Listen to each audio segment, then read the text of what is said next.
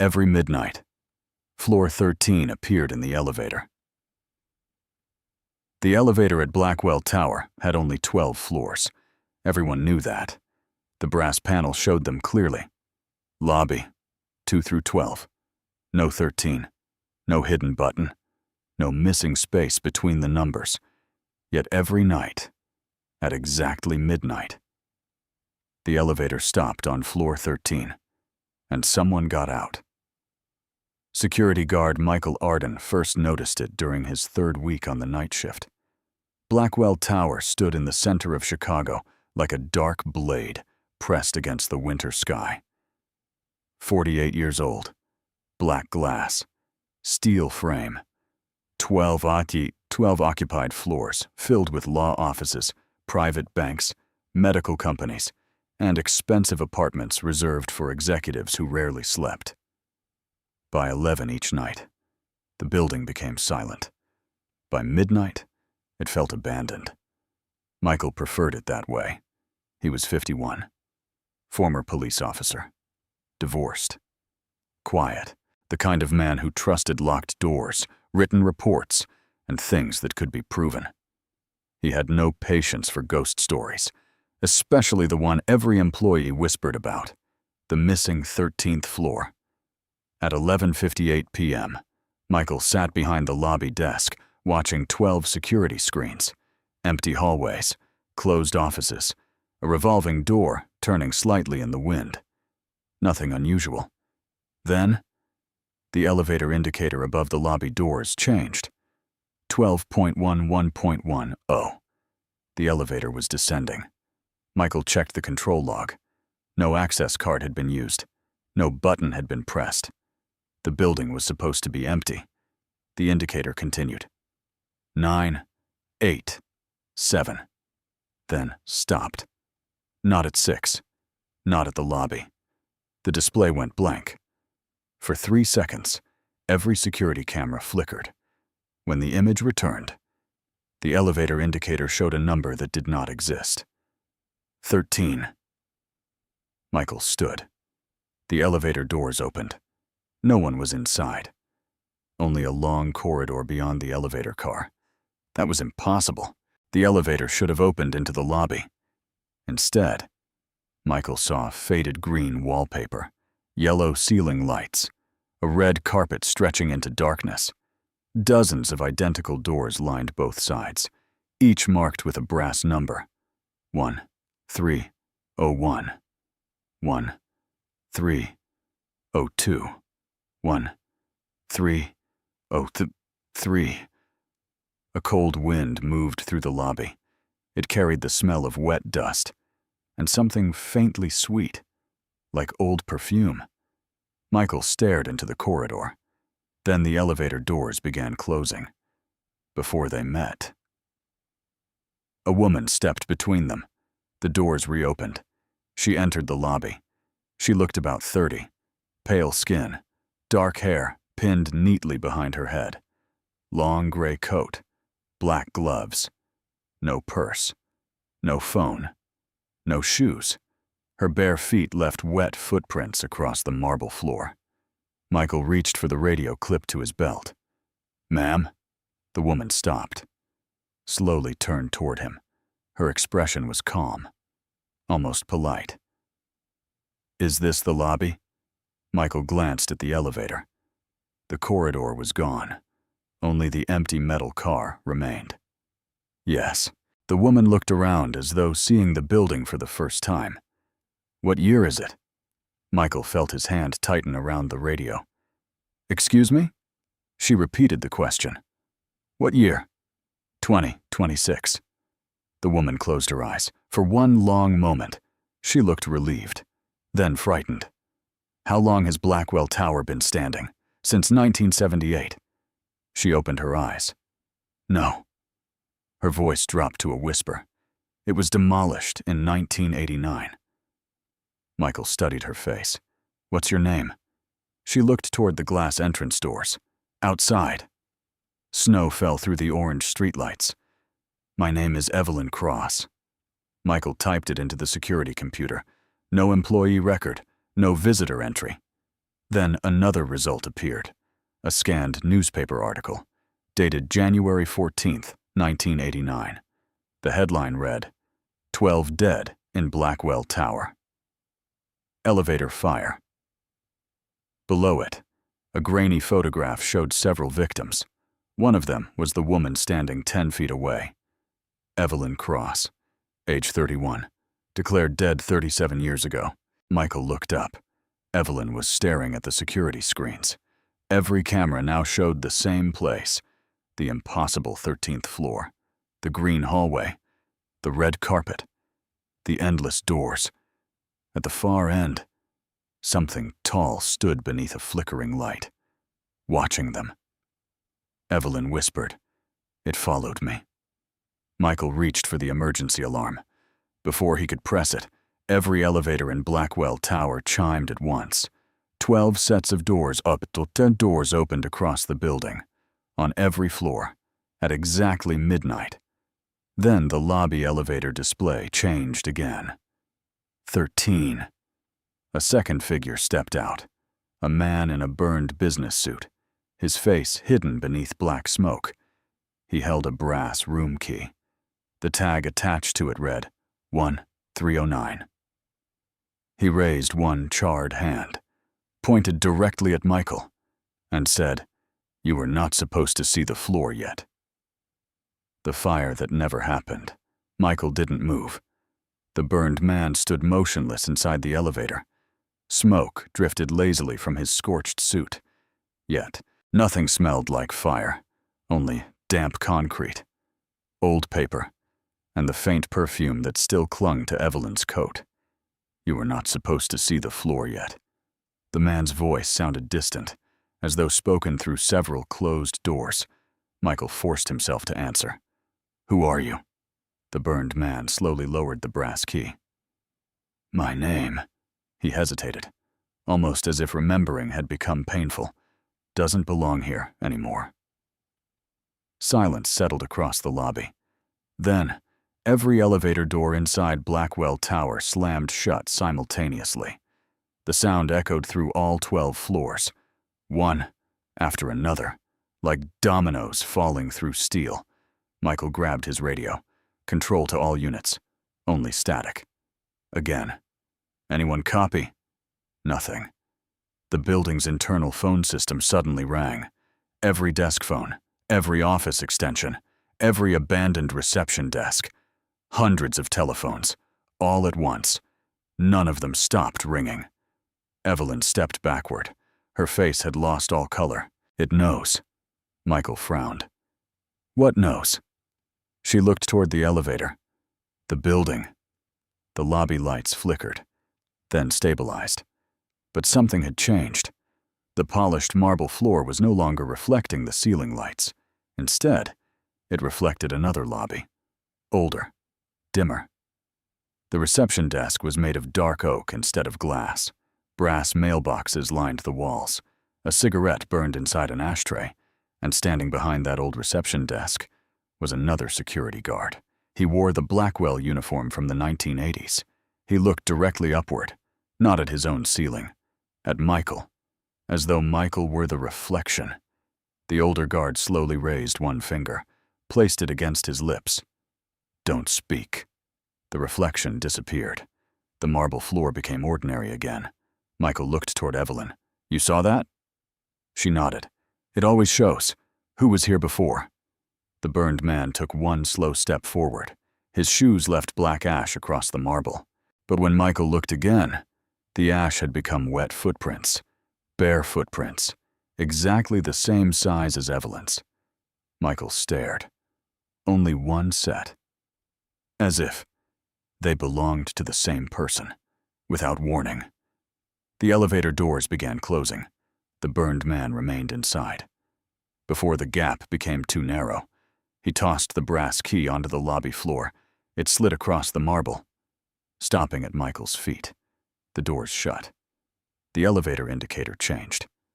13.1, 2.1, 1.1. Oh, it was descending. That made no sense.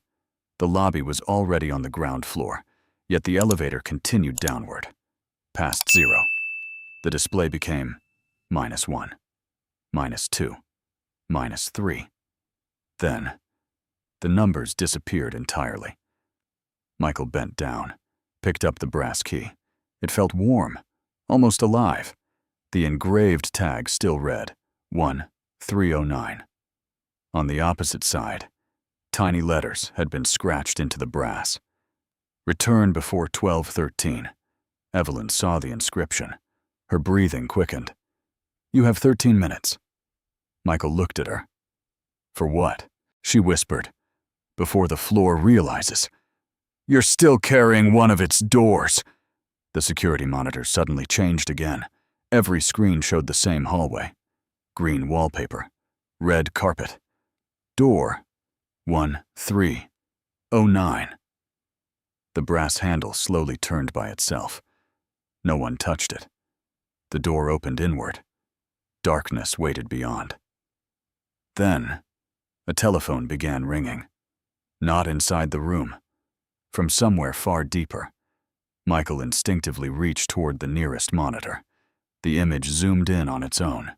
A small brass plaque hung beside door 1309. Until now, he hadn't noticed the writing. It didn't say room. It said, next occupant. A soft mechanical click echoed through the lobby. Michael turned. The elevator had returned. The doors slid open once more. This time, the car was completely empty, except for one new button, a black button. It hadn't existed before. There was no number on it, only one word. Home. As Michael stared, the button illuminated by itself. Then a calm female voice echoed through the empty building. Floor 13 is now accepting its next resident.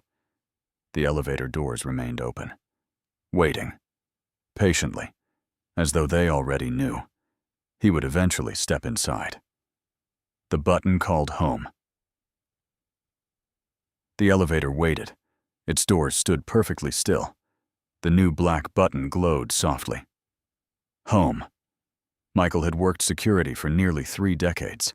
He knew elevators, fire panels, emergency systems. Nothing in Blackwell Tower should have been capable of changing itself. Yet, the button hadn't been added. It had appeared.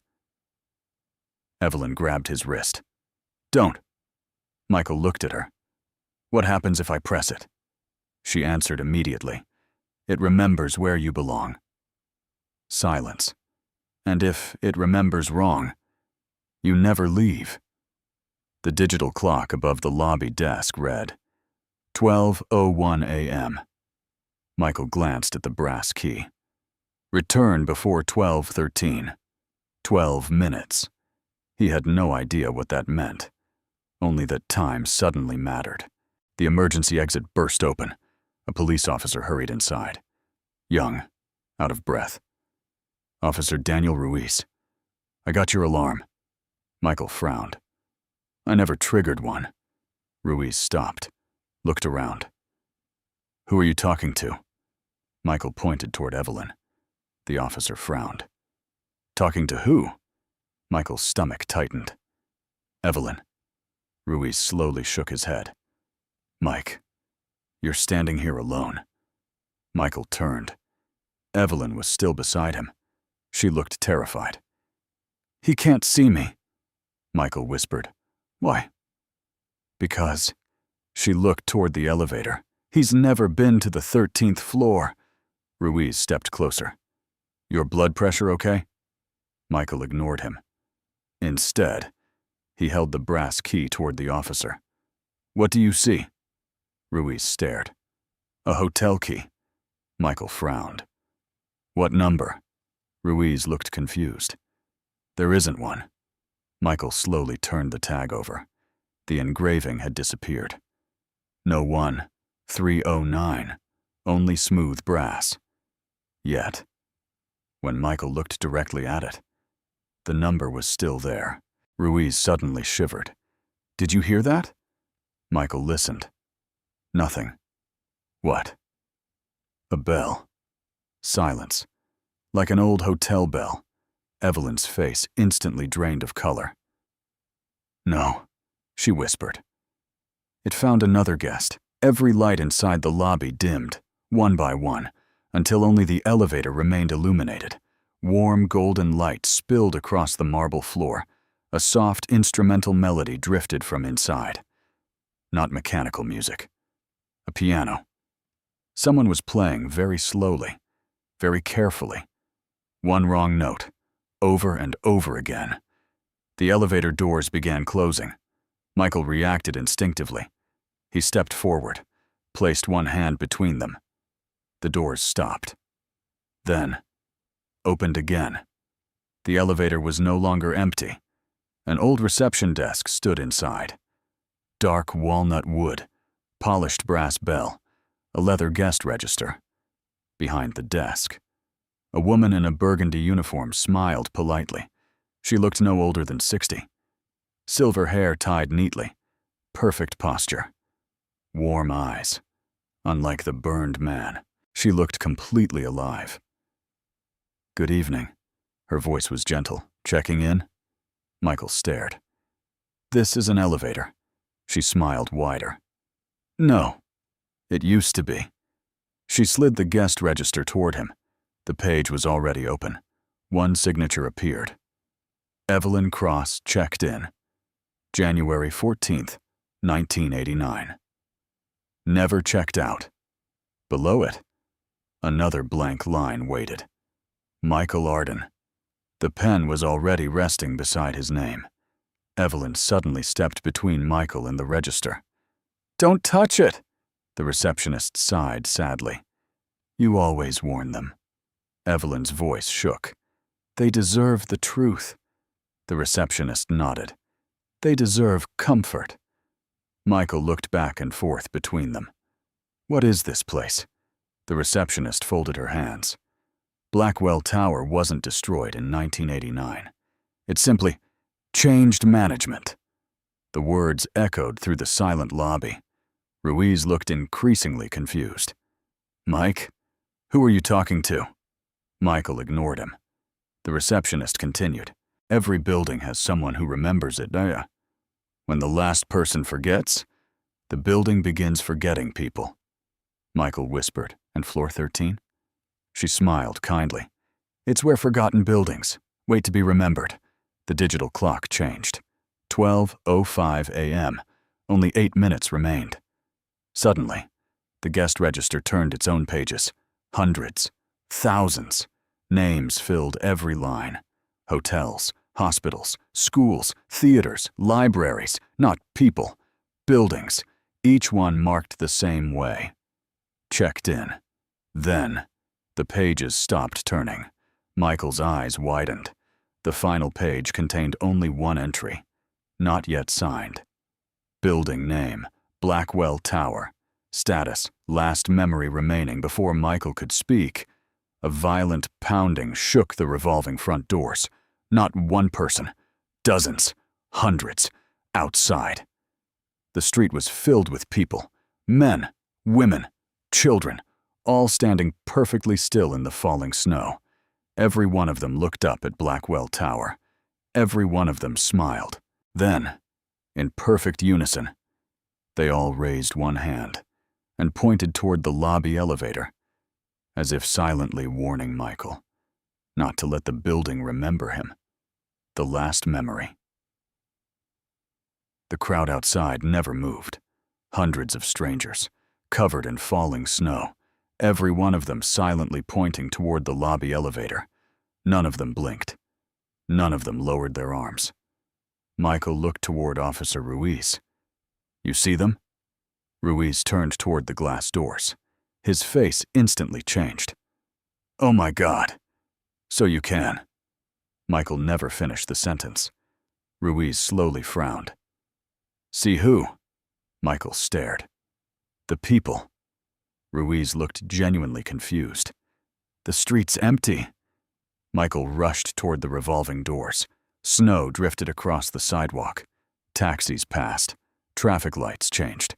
The city looked completely ordinary. No crowd, no strangers. no one pointing at the building.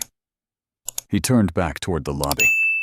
Through the glass, the crowd had returned, standing exactly where they had been, watching only him, as if the windows separated two different worlds.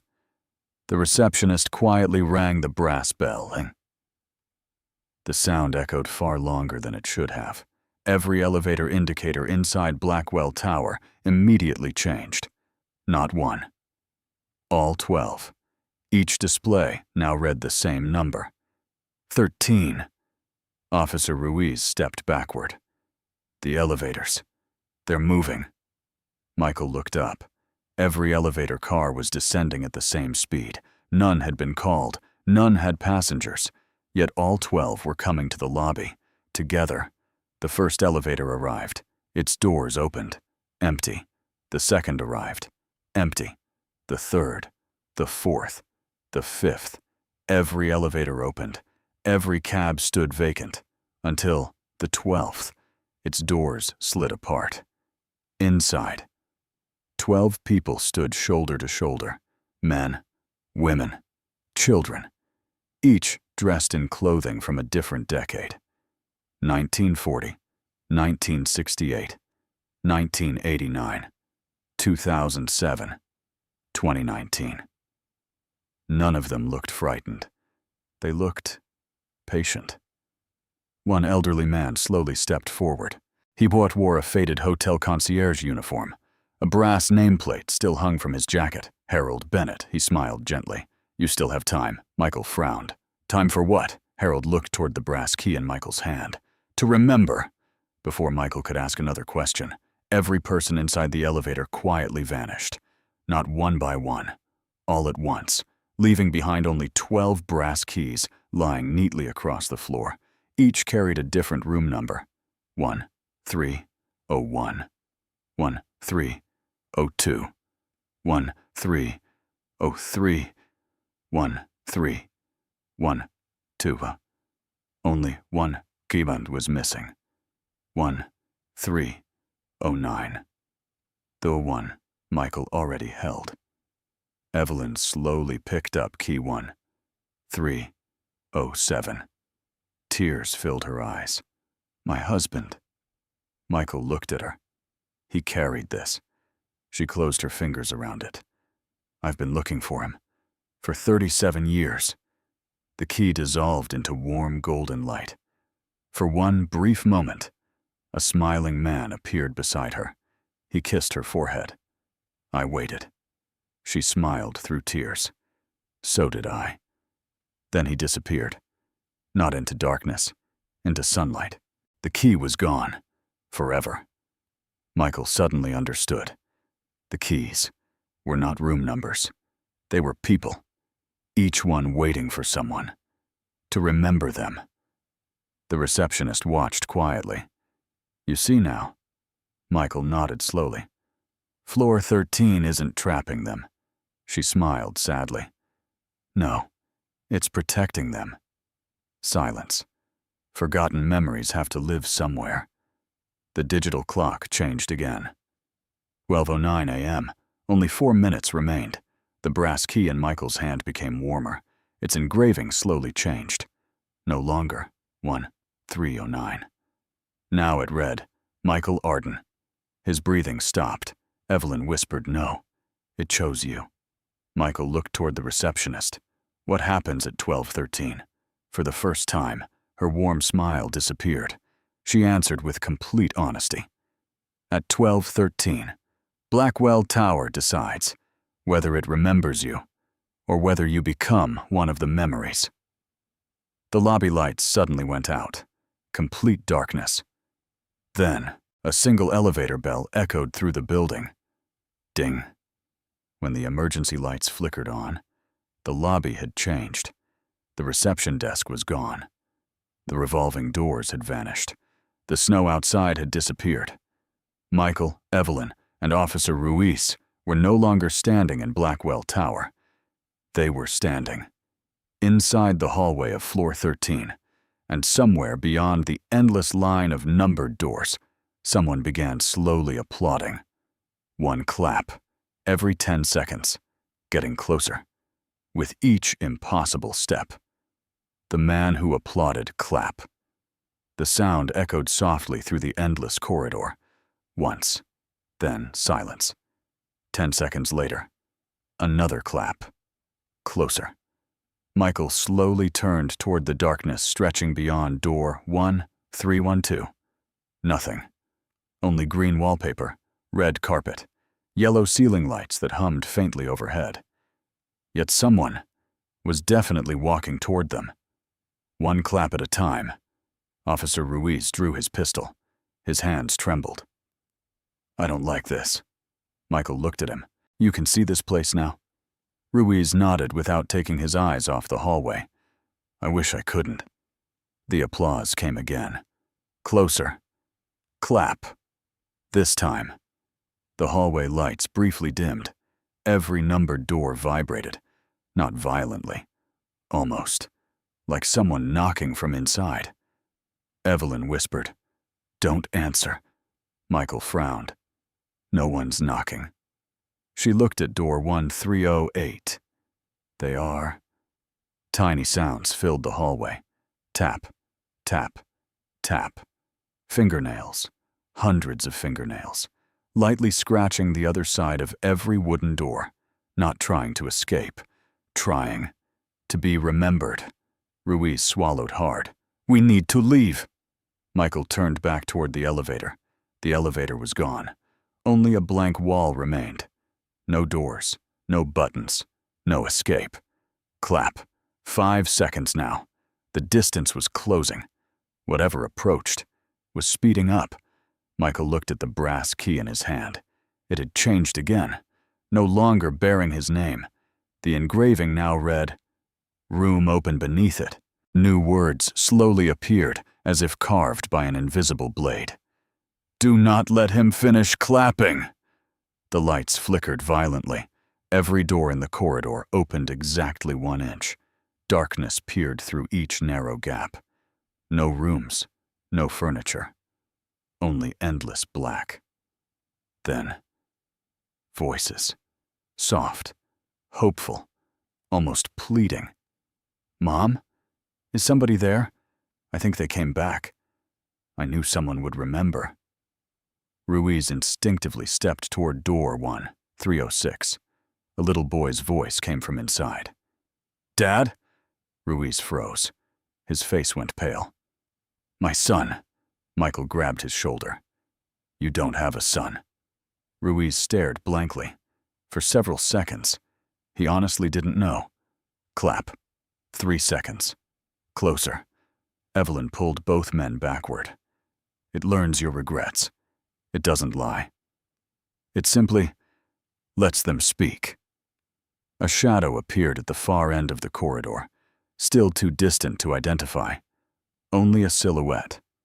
Tall, perfect posture, walking with both hands calmly behind its back. After every few steps, it applauded once, patiently, like a teacher pleased with an obedient student. Michael narrowed his eyes. Something about the figure felt familiar. Not because he'd met him, because he'd seen him. In old movies, old photographs, hotel advertisements from another era. The figure wore a bellhop's uniform, perfectly pressed, dark green, gold buttons, small pillbox hat, white gloves. Ruiz whispered, "He's smiling." Michael frowned. "I can't even see his face." Ruiz slowly backed away. "I can." The bellhop stopped beneath the flickering light. Still too far away. Still impossible to identify. Then he applauded again. Clap. The sound echoed through every room. Instantly, all the voices behind the doors became silent. Every scratch stopped. Every hallway light burned steadily. The entire floor obeyed him. The receptionist's voice suddenly echoed from nowhere, not frightened, respectful. "Please welcome." A pause. The floor manager. The bellhop bowed politely. Then, for the first time, he spoke. His voice was warm, friendly, almost comforting. Mr. Arden, we've been expecting you. Michael tightened his grip on the brass key. I'm not staying. The bellhop smiled. Oh, I know. They never intend to. He slowly reached into his uniform pocket, pulled out an old employee photograph, held it up. Michael's heart stopped. The picture showed Blackwell Tower's original staff on opening day. Receptionists, engineers, security guards, maintenance workers. Standing in the center, smiling proudly, was Michael Arden, 30 years younger, wearing the original Blackwell security uniform. The date printed beneath the photograph read, April 18th, 1978, 48 years ago. 5 years. Before Michael had even been born.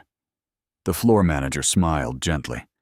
Then O quietly asked the question that shattered everything Michael believed about himself. So, would you like to know why you've already worked here once? The employee who was never born, Michael stared at the faded photograph. His own face stared back. 30 years younger, clean-shaven, confident, wearing a dark green security uniform with a brass badge reading, M. Arden. The date beneath the photograph never changed. April 18th, 1978, 48 years earlier. 5 years, before Michael's birth certificate said he existed. Officer Ruiz leaned closer. His expression changed instantly. What is it? Michael handed him the photograph. Ruiz frowned. It's blank. Michael slowly looked back down. The employees were still there. The building, the smiling faces, everything. Only Ruiz couldn't see them. The floor manager smiled politely. History remembers differently, depending on who's reading it. He folded his white gloves behind his back. You've seen this building before. Michael shook his head. No, you've simply forgotten.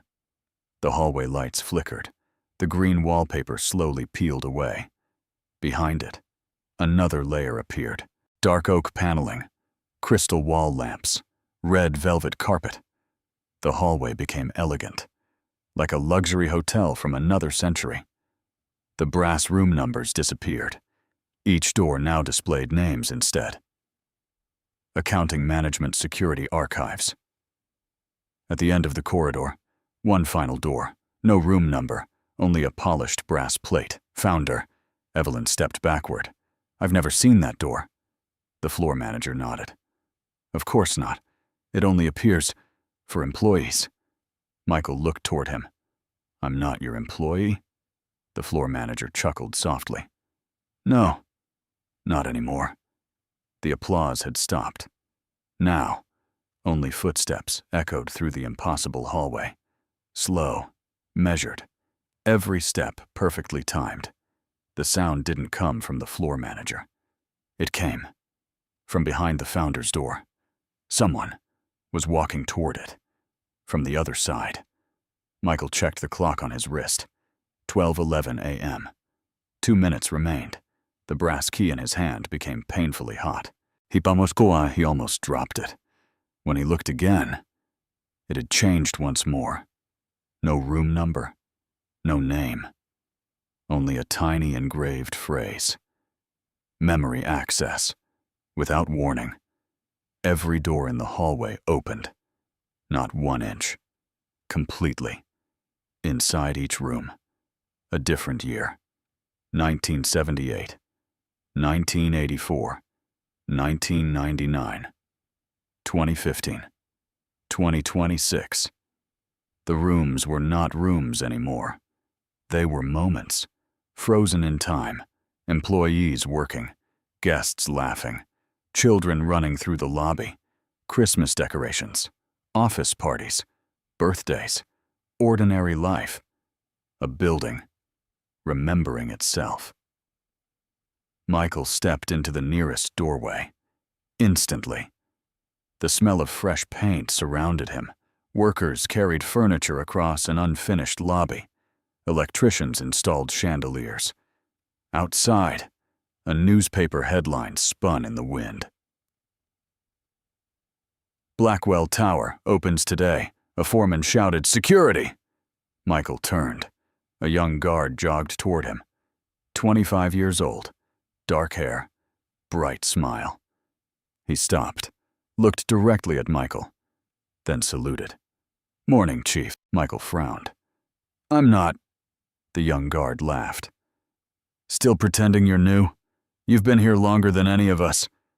Everything froze. Workers, dust, falling newspapers. Even the sunlight stopped moving.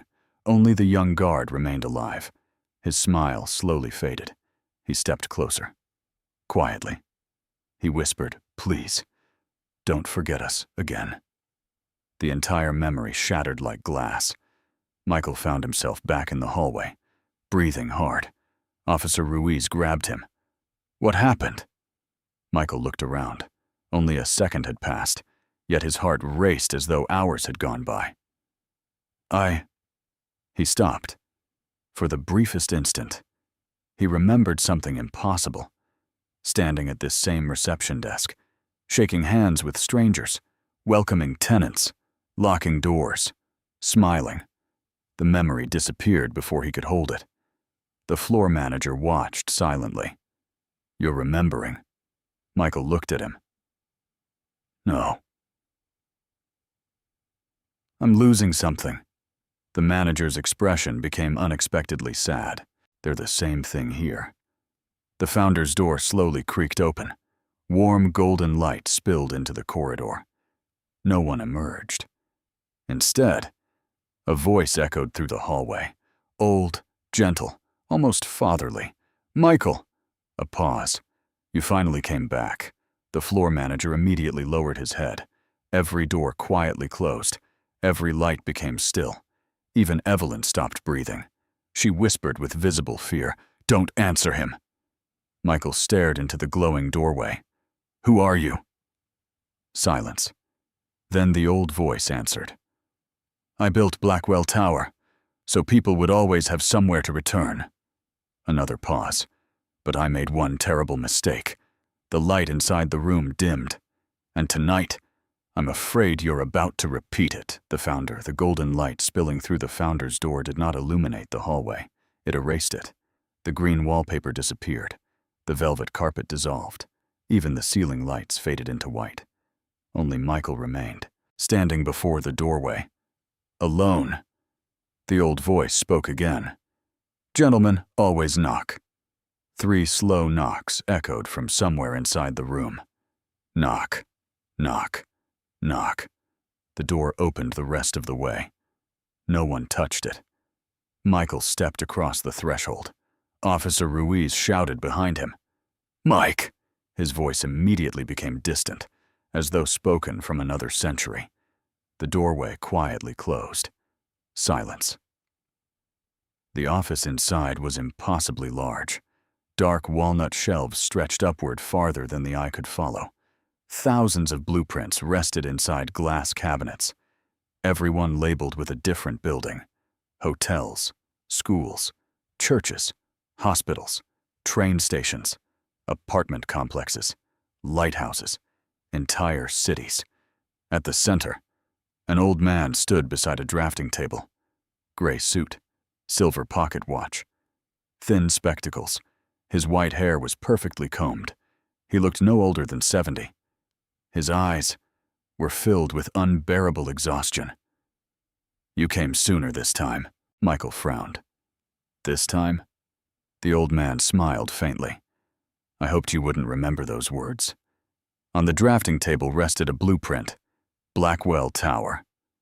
Michael immediately noticed something strange. The building contained 13 floors, not 12. Floor 13 was drawn exactly like every other level. Ordinary offices, hallways, elevators. Nothing supernatural, nothing impossible. Michael looked at the old man.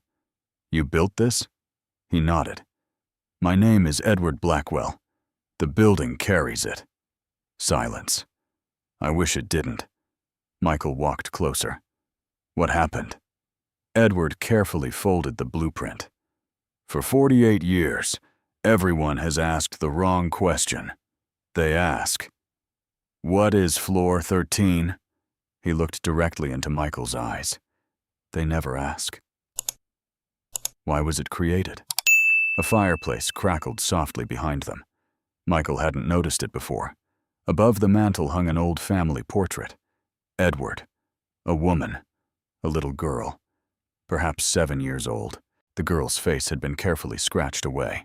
Not torn, not burned, scratched away by someone's own hand.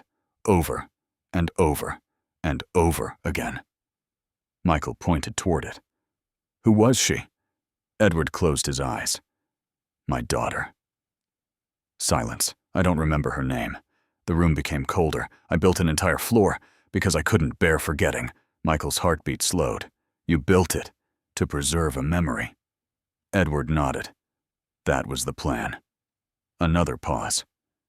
But memories are never meant to live forever. The shelves surrounding them suddenly shifted. Thousands of blueprints slid from their places, opening by themselves. Every drawing contained the same hidden level. Floor 13, Room 0, the waiting hall. Different names, same design.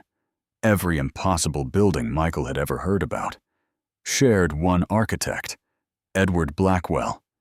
Michael whispered, You built all of them. Edward answered quietly, They built themselves. I merely remembered them first. The old pocket watch suddenly chimed. Edward looked down. 12:12 a.m. 1 minute remained. His expression changed. He's awake. Michael frowned. Who? Edward slowly turned toward the enormous window behind the drafting table. It overlooked the city. Except, it wasn't Chicago. Below stretched an endless landscape of impossible buildings, hotels floating upside down, hospitals folded like paper, apartment towers connected by bridges made of clocks. Every impossible place Michael had seen before, far beyond them. Something moved, not walking, not flying, watching, a shape so vast it bent the horizon around itself. Michael could never describe its form, because every time he focused, it became something else. A tower, a mountain, a cathedral, a face, a doorway. It refused to remain one thing. Edward whispered, We call it, then stopped. No. We never call it anything. Michael looked at him. Why? Edward's hands began trembling. Because names are invitations. The office lights flickered once. The window cracked from top to bottom. Not the glass. Reality itself. The impossible shape outside turned. Slowly, deliberately, toward the founder's office for the first time. It had noticed Michael. Edward's face drained of all color. He took one hurried step backward, then said the one sentence that none of the keepers before Michael had ever heard. I'm sorry. I thought it had forgotten humanity. At that exact moment, every blueprint in the room ignited with pale blue fire. Not burning, remembering. Across every page, the same sentence wrote itself in black ink. The architect has found his next foundation. Edward looked at Michael, not with fear, with pity, because he finally understood. Blackwell Tower had never chosen Michael to protect Floor 13.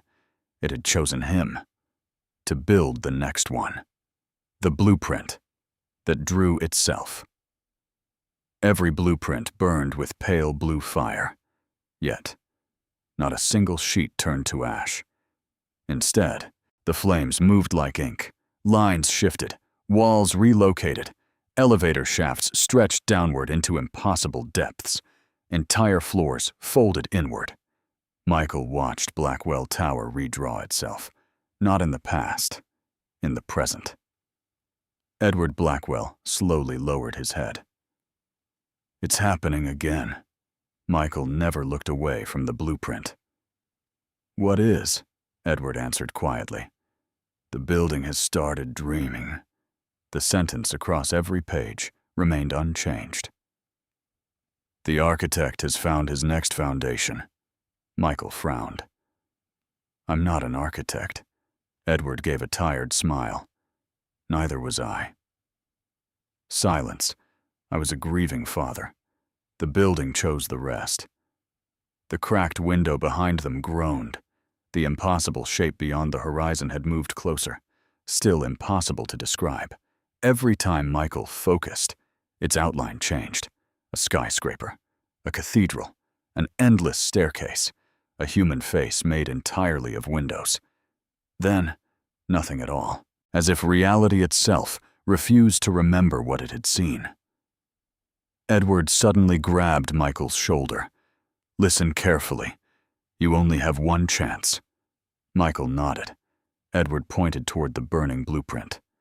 What do you see? Michael looked down. At first, only Blackwell Tower. Then, something appeared beneath it. Another drawing. Fainter. Older. A second foundation buried directly below the first. Another building, far larger. Its name slowly emerged from the blue flames. The observatory, Michael whispered. There was another building here. Edward slowly closed his eyes. No, there still is. The office shook violently. Books tumbled from shelves. Thousands of rolled blueprints spilled across the floor. Most bore familiar names. Hotels, hospitals, schools. Then Michael noticed one rolled plan lying by itself. Unlike the others, it wasn't labeled with a building, only a person's name. Michael Arden, his heartbeat quickened. He carefully unrolled it. It wasn't a blueprint. It was a family tree. His parents, grandparents, great-grandparents, every generation connected by neat black lines. Then, the branches stopped. Not because the tree ended, because the names disappeared. Above the empty space, someone had handwritten 3 chilling words. Foundation unknown. Edward stared at the document.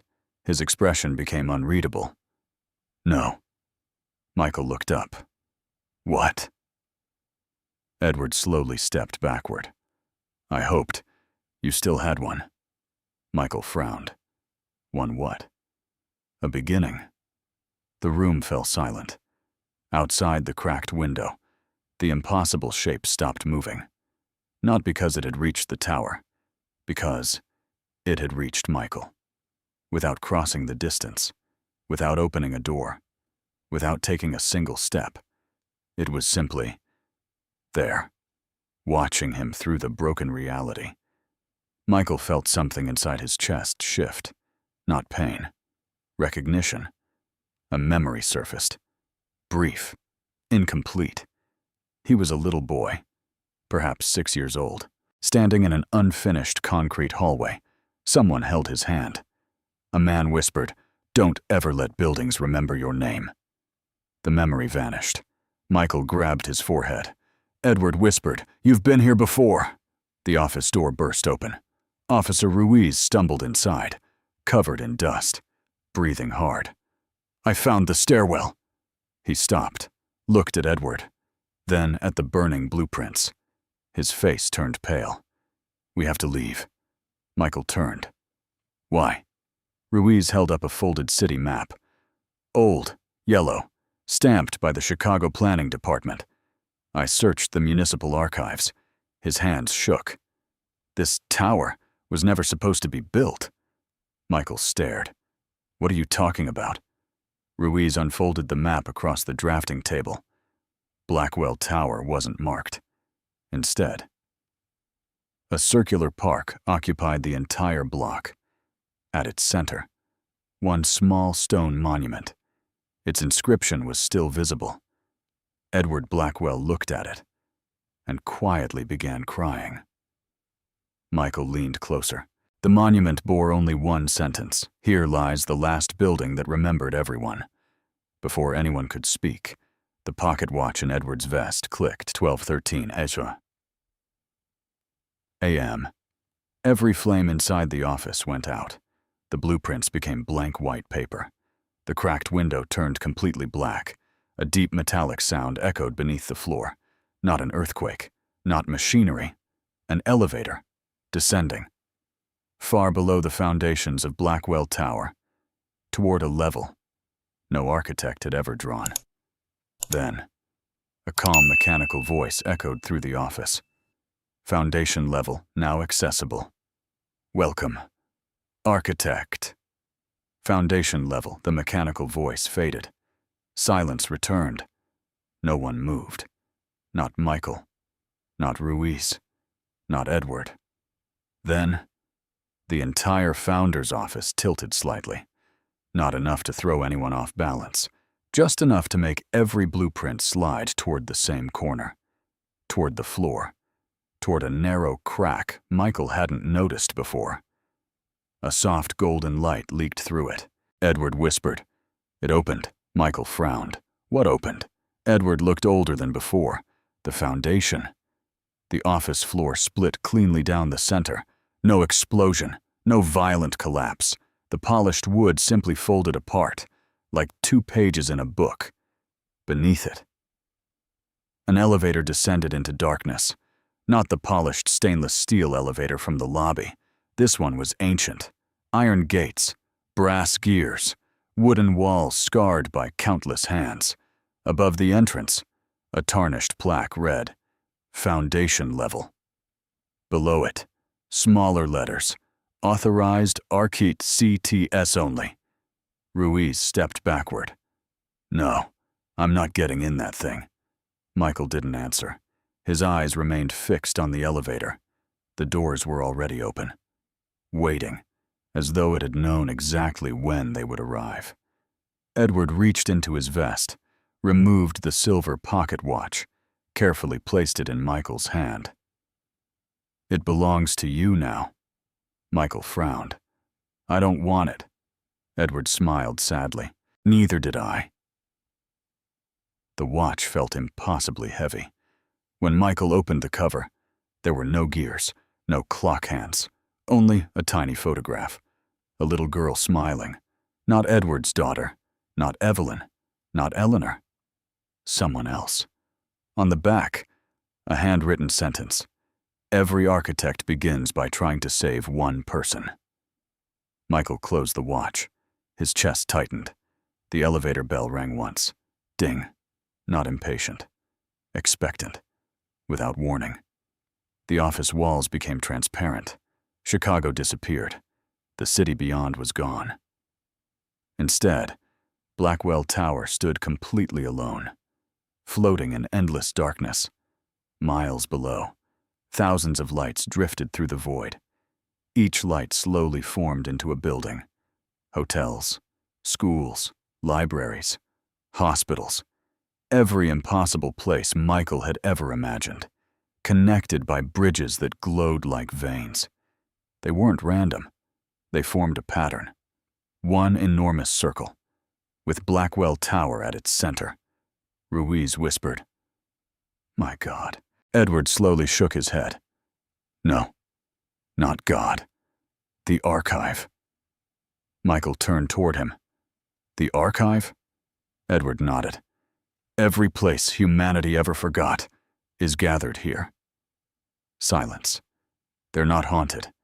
They're preserved. Michael looked again at the floating buildings. One suddenly caught his attention. A white lighthouse standing alone on a cliff. He blinked. The lighthouse vanished, replaced by an abandoned train station. He blinked again. Now it was an empty cathedral. The buildings weren't changing. His mind simply couldn't decide what it was seeing. Edward spoke quietly. The archive doesn't store places. It stores absence. The elevator bell rang again. This time, the brass gate slowly began closing by itself. Michael instinctively stepped forward. The gate stopped, waiting for him. Not Ruiz. Not Edward. Only Michael. Ruiz grabbed his arm. Don't. Michael looked at him. If I don't. Ruiz had no answer. Edward did. If you don't go, Foundation level comes here. The room became deathly quiet. What does that mean? Edward slowly pointed toward the cracked window. Outside. The floating buildings had stopped moving. every one of them, had turned toward Blackwell Tower. Thousands of impossible structures, watching, waiting. Then, one by one, their lights went out. The darkness surrounding them began spreading, not through space, through memory. Michael suddenly forgot the name of his elementary school. Then, his first apartment. Then, the street where his parents had lived. The memories weren't fading. They were being removed. Edward whispered, "It has started consuming foundations." Ruiz looked terrified. "What happens when it reaches us?" Edward answered with heartbreaking calm. "You won't die. You'll simply never have existed." Michael looked down at the silver watch. The little girl's photograph had disappeared. In its place, a blueprint slowly drew itself behind the glass. One staircase, descending forever. At the bottom, one handwritten note appeared. "Every keeper eventually meets the first architect." Michael raised his eyes. "The first architect?" Edward didn't answer immediately. Instead, he slowly removed his glasses. For the first time, Michael noticed Edward had no reflection in them, only endless darkness. Edward's voice became almost a whisper. "I wasn't the first." Silence. "I've been waiting for him to wake up." At that exact moment, a deafening heartbeat echoed beneath the elevator. Once, slow, ancient, the iron cables trembled. The entire shaft shuddered. Then, a deep voice rose from somewhere far below foundation level. Not loud, not angry, merely awake. "Who is building above my grave?" The grave beneath the tower, the voice echoed only once. Yet, every building in the archive answered. Hotels trembled, hospitals dimmed, abandoned schools groaned beneath invisible weight. Even Blackwell Tower bowed slightly, not in fear, in recognition. Michael stood motionless before the ancient elevator. The heartbeat came again, slower, louder, not through the floor, through his chest. His own heart had begun matching its rhythm. Edward whispered, "Don't let it synchronize." Michael looked at him. "What happens if it does?" Edward answered without emotion, "You'll remember who you were before this life." The silver pocket watch snapped shut by itself. The elevator gates slowly opened again. This time, no warm light waited inside, only darkness, dense, weightless, infinite. Yet something inside that darkness was breathing, not threatening, sleeping. Officer Ruiz stepped backward. "I'm leaving." He turned toward the office door. It was gone. Only a smooth concrete wall remained. He searched for another exit. Every bookshelf had vanished. The fireplace, the windows, everything. Only the elevator remained, as though the room itself had decided there was never another way out. Edward looked strangely calm. "It always removes the unnecessary doors first." Michael frowned. "So there was never a choice. There never is." Edward smiled sadly. "We simply enjoy believing there was." Another heartbeat. Closer. The darkness inside the elevator rippled like still water. Then, tiny lights appeared. Not stars, candles. Thousands of them, floating downward. Each candle burned with a different color. Blue, amber, white, crimson. Every flame carried a whisper. Not words. Names. Millions of forgotten names. Michael listened carefully. One voice became clearer than the others. "Michael." He froze. Not because of the name, because he recognized the voice. His mother. She had died 12 years earlier. She sounded exactly as she had when he was a child. Gentle, patient. "Don't follow the voices." The whisper faded, immediately replaced by another. His father. Then his first police captain. Then his ex-wife. People living. People dead. Every important voice from his life, calling him deeper. None of them sounded frightened, only inviting. Ruiz covered his ears. I can't make them stop. Edward quietly removed his own hearing aid. Instant silence. He handed it to Michael. I stopped listening years ago. Michael frowned. You can do that? Edward looked toward the darkness. No, I can only pretend. The elevator suddenly moved. Not upward, not downward, sideways. The shaft beyond its gates twisted impossibly, like the inside of a spiral shell. Brass cables bent through empty space. Gravity no longer mattered. The elevator wasn't descending beneath Blackwell Tower. It was descending outside reality. The mechanical voice returned. Calm, polite, estimated arrival. A pause. Before memory. Ruiz whispered, What does that mean? Edward answered quietly, It means time hasn't been invented there yet. The heartbeat became deafening. Every candle inside the darkness extinguished at once. Total blackness. Then, one pair of eyes opened. Far below, impossible to measure the distance. Golden, ancient, watching the elevator, watching Michael. The eyes blinked once. The entire archive shook violently. Floating buildings collided. Clock bridges shattered. Thousands of forgotten structures simply disappeared. Not destroyed. Unmade. As though history itself had corrected a mistake. Michael looked into the golden eyes. For one impossible second, he remembered everything. Not just his childhood. Not just Blackwell Tower. Every life. Every impossible building. Every keeper. Every architect. Every waiting room. It all existed. Because one person had once refused to let grief end. The memory lasted less than a heartbeat, then vanished, leaving behind only one certainty. Whatever slept beneath foundation level had never created the archive. It had inherited it. Edward slowly sank into a chair. His face had become impossibly old. I was wrong. Michael looked toward him. About what? Edward stared into the darkness.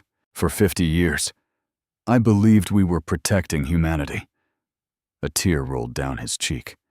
We were actually protecting him. Silence swallowed the room. The golden eyes closed again. The heartbeat stopped. For one brief moment, everything became perfectly still. Then, a child's laughter echoed from somewhere below. Not frightened, not cruel, curious. A little boy's voice softly asked, Father, why did they build a tower on top of my bedroom? The darkness inside the elevator slowly smiled, and for the very first time, Michael realized the first architect wasn't the one buried beneath Blackwell Tower. He was the one, still waiting for someone to bring him home.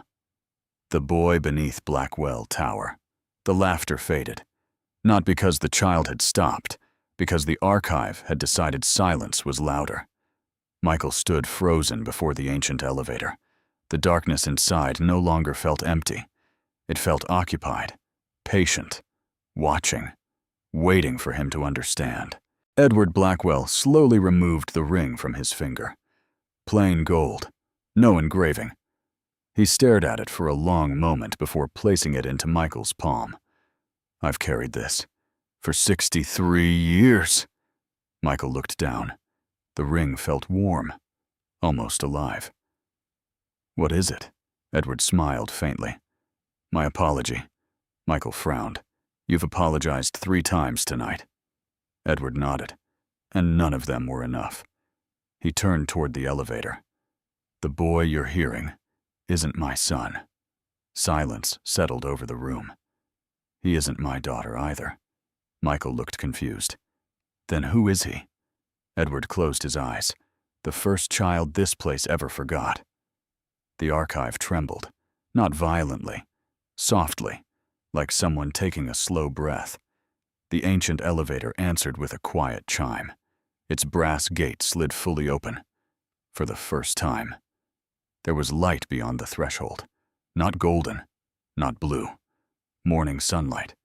Warm. Ordinary. Impossible. Michael stepped closer. Beyond the elevator. He no longer saw darkness. He saw a neighborhood. Children riding bicycles. Mothers watering flowers. A newspaper boy tossing folded papers onto front porches. Everything looked peaceful. Everything looked real. Officer Ruiz whispered, "That's impossible." Edward quietly shook his head. "Oh, this is what existed before the first memory disappeared." Michael noticed one small brick house, white fence, blue shutters, a swing hanging from an old oak tree. The front door slowly opened.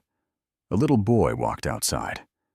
7 years old, dark brown hair, gray sweater, holding a wooden toy airplane. He smiled toward someone inside the house. "Bye, Dad," a man's voice answered warmly. "Don't wander too far." The boy laughed. "I won't." He ran across the yard, toward the street, toward nothing. Halfway across the sidewalk, reality ended. The neighborhood simply stopped. No road, no sky, only endless white emptiness. The boy froze, looked around, confused, then quietly asked, "Where did everybody go?" Michael's chest tightened. What happened to him? Edward never looked away. No one knows. One moment, the world remembered him. The next, it didn't. The little boy sat on the edge of the unfinished sidewalk, still holding his wooden airplane. He waited. Minutes passed, then hours. The sunlight never changed. The shadows never moved. He kept smiling. Certain his father would come. Certain someone would remember. No one did. Ruiz swallowed hard. How long has he been waiting? Edward answered almost inaudibly. Long enough for cities to rise above him. The silver pocket watch suddenly opened inside Michael's hand. Its empty face began ticking. Not forward, backward. Every tick erased something. Michael forgot the color of his first bicycle. Tick. The smell of his childhood bedroom. Tick. His high school graduation. Tick. His first day as a security guard. Edward looked alarmed. "No, it's choosing." Michael gripped the watch tighter. "Choosing what?" Edward whispered. "Which memories you'll keep after you meet him." The boy suddenly turned, not toward Edward, not toward Ruiz, toward Michael. Their eyes met. The child smiled with heartbreaking relief. "You came back." Michael's breath caught. "We've never met." The boy tilted his head. "Haven't we?" He slowly held up the wooden airplane. Someone had carved 2 tiny initials into one wing. Michael stared. His own initials. Impossible. He had never owned that toy. He was certain. Yet, a strange ache settled deep inside him, as though he had spent an entire lifetime trying to remember it. Edward's face lost all remaining color. "It can't be." Ruiz looked between them. "What?" Edward's voice trembled. "The archive isn't introducing them." Silence. "It is reuniting them." The peaceful neighborhood flickered. For an instant. The blue sky disappeared. Michael glimpsed enormous concrete pillars buried beneath the houses. Steel beams, massive foundations, Blackwell Tower. Then the illusion returned. The little boy still stood smiling, still waiting, still holding out the wooden airplane. As though no time had passed, as though he had never stopped expecting Michael to come home. Then, a second voice echoed through the neighborhood. Not the child, not Edward, not the first architect. A woman. Soft, gentle, filled with unbearable grief. "Michael, if you remember him, the world will forget you." The morning sunlight dimmed. The white fence slowly dissolved into dust. The oak tree disappeared branch by branch. The little boy remained standing alone, still smiling, still holding the tiny airplane. Then he quietly asked the question no one in the archive had answered for more than a century. If I'm not forgotten, then who took my place? The child who was replaced. The question lingered in the still air. If I'm not forgotten, then who took my place? No one answered. Not Edward, not Ruiz, not even the archive. For the first time since Michael had entered Blackwell Tower, everything waited, as though the answer itself carried consequences. The little boy lowered the wooden airplane. His smile slowly faded. I've asked everyone, the buildings, the keepers, the people who cry when they remember. They never answer. He looked directly at Michael.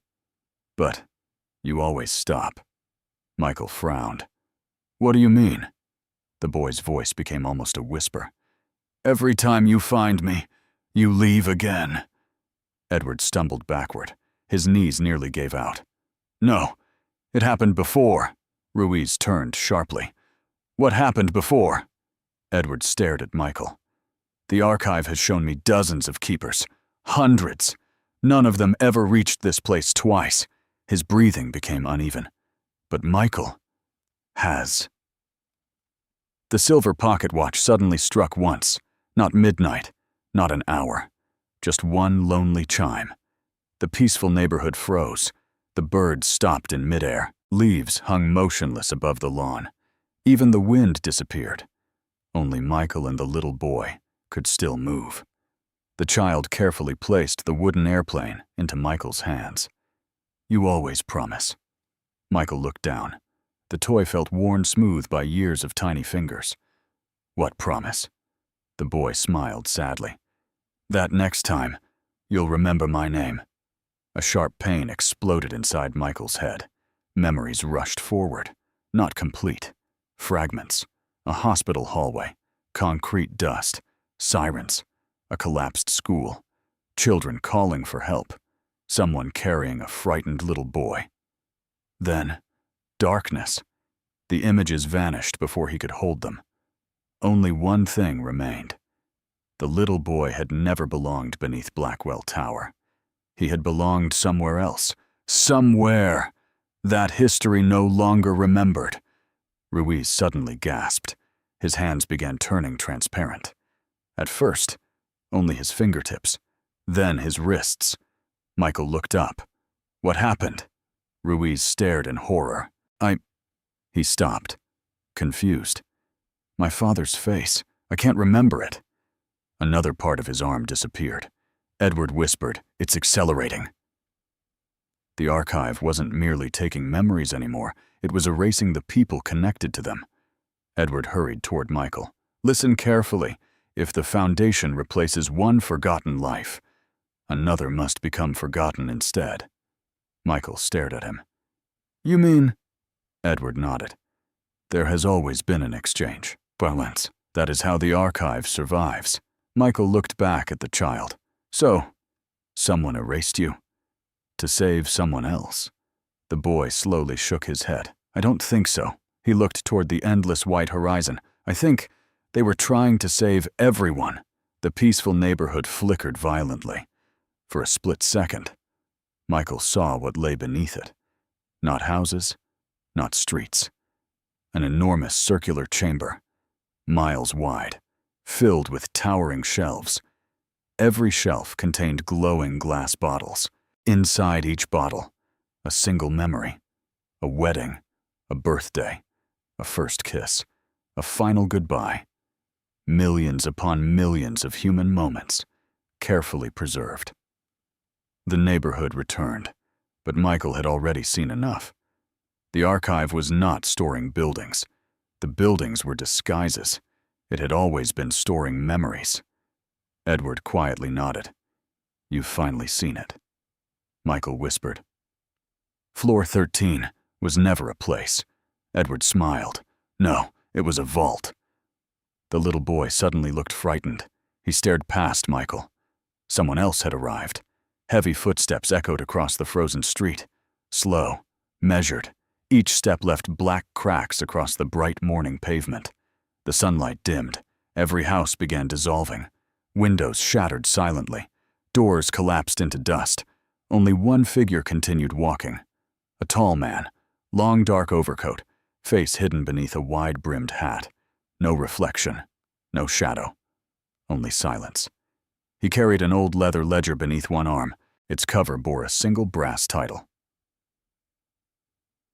Revisions. Edward's entire body stiffened. His voice broke. "No." Ruiz looked at him. "Who is that?" Edward answered with visible terror. "The custodian." Michael frowned. "The architect?" Edward shook his head. "Worse. The one who edits what the architect leaves behind." The stranger stopped a few yards away. Without speaking, he opened the massive ledger, its pages turned by themselves. Thousands, millions. Finally, one page remained open. At the top, written in perfect black ink. Michael Arden. The stranger calmly uncapped an old fountain pen. He looked at Michael for the first time, though his face remained hidden. Michael somehow knew. The man was smiling. Then the custodian spoke. His voice was calm, professional, almost courteous. "I'm sorry. There appears to be an error in history." He lowered the pen toward Michael's name. "And I'm here to correct it. The Vuestras who corrected history." The custodian rested the fountain pen above Michael's name. He did not rush. He did not threaten. He simply waited, as though every correction deserved patience. The leather-bound ledger remained open. Its yellowed pages stretched far beyond what should have fit inside a single book. Each line contained a different name. Some were crossed out. Some had faded until only faint impressions remained. Others had been erased so completely that even the paper seemed unwilling to admit anyone had ever existed there. Michael looked at the page bearing his own name. Beneath it were thousands of carefully written entries. Date of birth, every address he had lived at, every school, every job, every person he had ever loved. Every loss, his entire life, reduced to neat black handwriting. The custodian finally spoke, remarkably complete. His gloved finger traced one line after another. "You've accumulated more memories than expected." He looked toward Edward. "You delayed the revision." Edward lowered his eyes. "I believed there was still another solution." "There never is." The custodian's reply carried neither anger nor satisfaction, only certainty. Officer Ruiz forced himself forward. "Who are you?" The stranger slowly closed the ledger. "I maintain continuity." Ruiz frowned. "You're rewriting people." "No," the custodian answered gently. "I rewrite history. People merely follow." Michael stepped between them. "You erased the boy." The custodian tilted his head. "I corrected an imbalance. You erased him. I prevented a collapse." The two statements hung in the frozen air. Neither denied the other. The peaceful neighborhood around them continued dissolving. The white fence disappeared. The houses crumbled into drifting particles of light. Only the little boy remained untouched, still holding Michael's gaze, still waiting. The custodian looked toward the child. "He has waited admirably." The boy lowered his head. "I'm tired." For the first time, the custodian's expression softened. "So am I." Michael stared at him. "You don't enjoy this." The stranger remained silent. After a long pause, "No. I simply remember what happens when no one performs the corrections." The leather ledger opened by itself. Blank pages flipped rapidly. Suddenly, an image appeared across both pages. Not words. A memory. A city. Crowded streets. Families. Children. Then, buildings began remembering everyone who had ever entered them. Every hotel refused to let guests leave.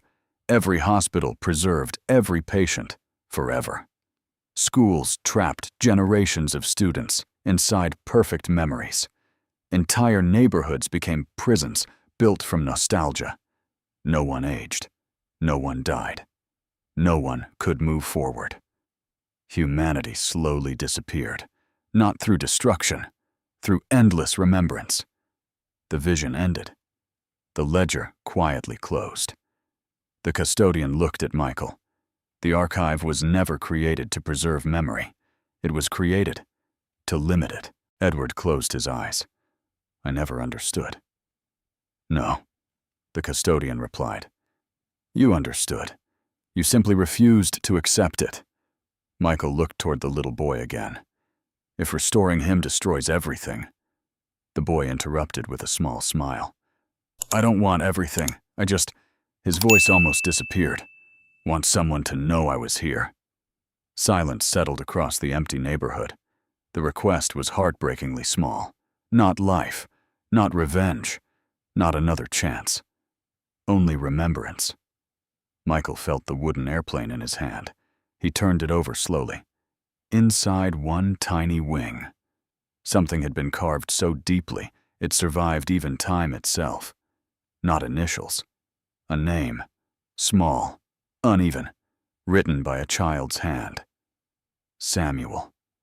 The moment Michael read it aloud. Samuel. The entire archive shook.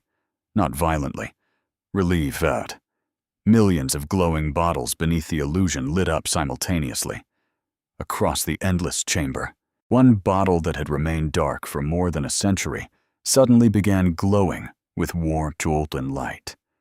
The little boy looked at Michael. Tears filled his eyes. My name. He smiled through the tears. I'd imagined it. Edward covered his mouth. It's impossible. The custodian slowly removed one white glove. For the first time, his hand trembled. He quietly looked at the glowing bottle far below, then back at Samuel. A whisper escaped his lips. So, someone finally remembered. The fountain pen slipped from his fingers. It struck the frozen pavement with a sharp metallic sound. A single drop of black ink spread across the ground. Instead of staining the street, it opened into a perfectly round doorway. Far beneath it, an immense library came into view. Shelf after shelf disappeared into darkness. At the very center, one chair stood waiting. Occupied. Someone had been watching everything from the beginning. Only their silhouette was visible. They slowly closed the book in their hands, then looked directly upward. Toward Michael. Toward Samuel. Toward the custodian. A calm voice echoed through every level of the archive. The name has been restored. A pause. Now, let us discover who erased it. The librarian. Silence followed the voice. Not ordinary silence. The kind that settles over a room when everyone suddenly realizes they have misunderstood the story. The glowing doorway beneath Samuel's feet remained open. Far below. The endless library stretched farther than sight itself. Every shelf was filled, not with books, with lives. The figure seated at the center slowly stood, tall, slender, wrapped in a charcoal gray coat that seemed woven from paper instead of cloth. The distance between them should have made recognition impossible. Yet somehow, everyone knew exactly where the figure was looking. At Samuel. The custodian lowered his head, a gesture of genuine respect. The librarian. Edward whispered the title with trembling lips. I thought you had disappeared. The figure answered calmly. I did. A pause. So everyone believed, without taking a single step. The librarian appeared at the edge of the circular doorway. No flash, no movement, simply present. Michael stared. For the first time since entering Blackwell Tower, nothing about this person felt unnatural. No hidden menace, no impossible shape, just quiet certainty. The librarian looked at Samuel. You remember your name? Samuel nodded. Michael told me. The librarian smiled gently. No, he reminded you. There is an important difference. Michael stepped forward. You know who erased him. The librarian turned toward him. I know. Can you restore him? Another long silence. I can. Michael felt hope rise for the first time all night. The librarian continued. But every restoration changes history. The archive responded immediately. Millions of glowing memory bottles shimmered. Entire shelves rearranged themselves. Some lights brightened, others dimmed. Nothing had happened yet. And already, History was preparing itself. Officer Ruiz finally spoke. "What exactly is this place?" The librarian glanced around the endless chamber. "This is Humanity's Index." Ruiz frowned. "The archive?" The librarian nodded. "The archive is merely the entrance. This is where every remembered life connects." He looked toward the towering shelves. "When the last person forgets something, its thread arrives here." Michael watched countless strands of pale light stretching upward from the shelves. Each one disappeared into darkness beyond the ceiling. "They're connected." The librarian smiled.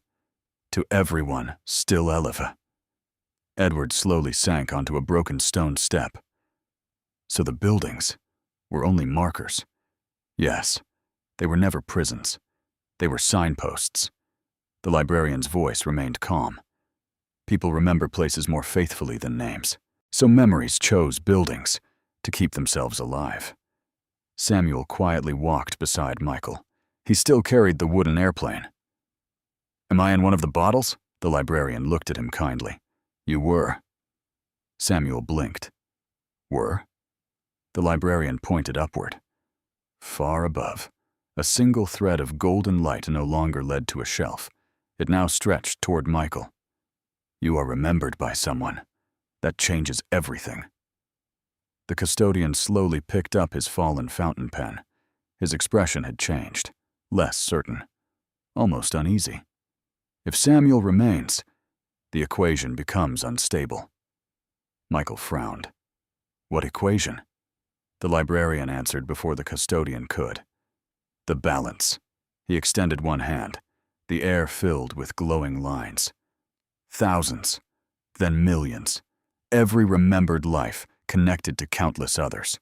An endless web. Beautiful. Fragile. If one forgotten thread returns, every connected thread must adjust." Michael stared in amazement. No wonder history changes. "It doesn't change." The librarian corrected him softly. "It heals." Edward suddenly looked horrified. "No." The librarian turned. "You've realized it." Edward's breathing became uneven. "I wasn't preserving forgotten buildings." His voice cracked. "I was delaying the healing." The librarian nodded once. "For many years." Edward closed his eyes, and every delay forced the custodian. The custodian quietly finished the sentence, "to erase someone else." No one spoke. The truth settled over them with crushing weight. Every correction, every disappearance, every forgotten life had never been random. Each one had been the cost of postponing another memory. Samuel gently tugged at Michael's sleeve. "Did someone pay for me?" Michael looked down. "I don't know." The little boy nodded sadly. "I think they did." The librarian slowly opened the book he carried. Unlike the custodian's ledger, its pages were blank, until he spoke. "Samuel." Golden letters appeared. "Found." Another line formed beneath it. "Replacement." The ink hesitated, then stopped. The page refused to continue. For the first time. The librarian looked surprised. He quietly touched the unfinished sentence. "It cannot identify the replacement." The custodian stepped closer. "Impossible. It has never failed." The librarian slowly raised his eyes toward Michael. "It isn't failing. It is refusing." Silence. "It believes the replacement still exists." At that exact moment, the silver pocket watch in Michael's hand began ticking forward for the first time. Tick. A memory returned. His mother's laugh. Tick. The smell of fresh rain outside his childhood home. Tick. A forgotten face. A young boy standing beside him, holding a wooden airplane. Michael's breath caught. The boy smiled exactly as Samuel did. Then the memory vanished before he could reach it. The librarian quietly closed his book. His voice became almost a whisper. "I don't believe Samuel was erased by a stranger." He looked directly at Michael. "I believe the person who saved him is standing in front of me, And the memory Michael never lived, no one spoke, not even the archive. The librarian's words lingered in the vast chamber, like the final note of a forgotten song. I believe the person who saved him is standing in front of me. Michael instinctively shook his head. No, I've never seen Samuel before tonight. The librarian didn't argue. Instead, he slowly opened the blank book once more. Memory and history are not the same thing. The silver pocket watch grew warmer. Its steady ticking echoed through the endless library. Tick. A fragment appeared. Rain. Cold autumn rain. Tick. A little hand gripping his own.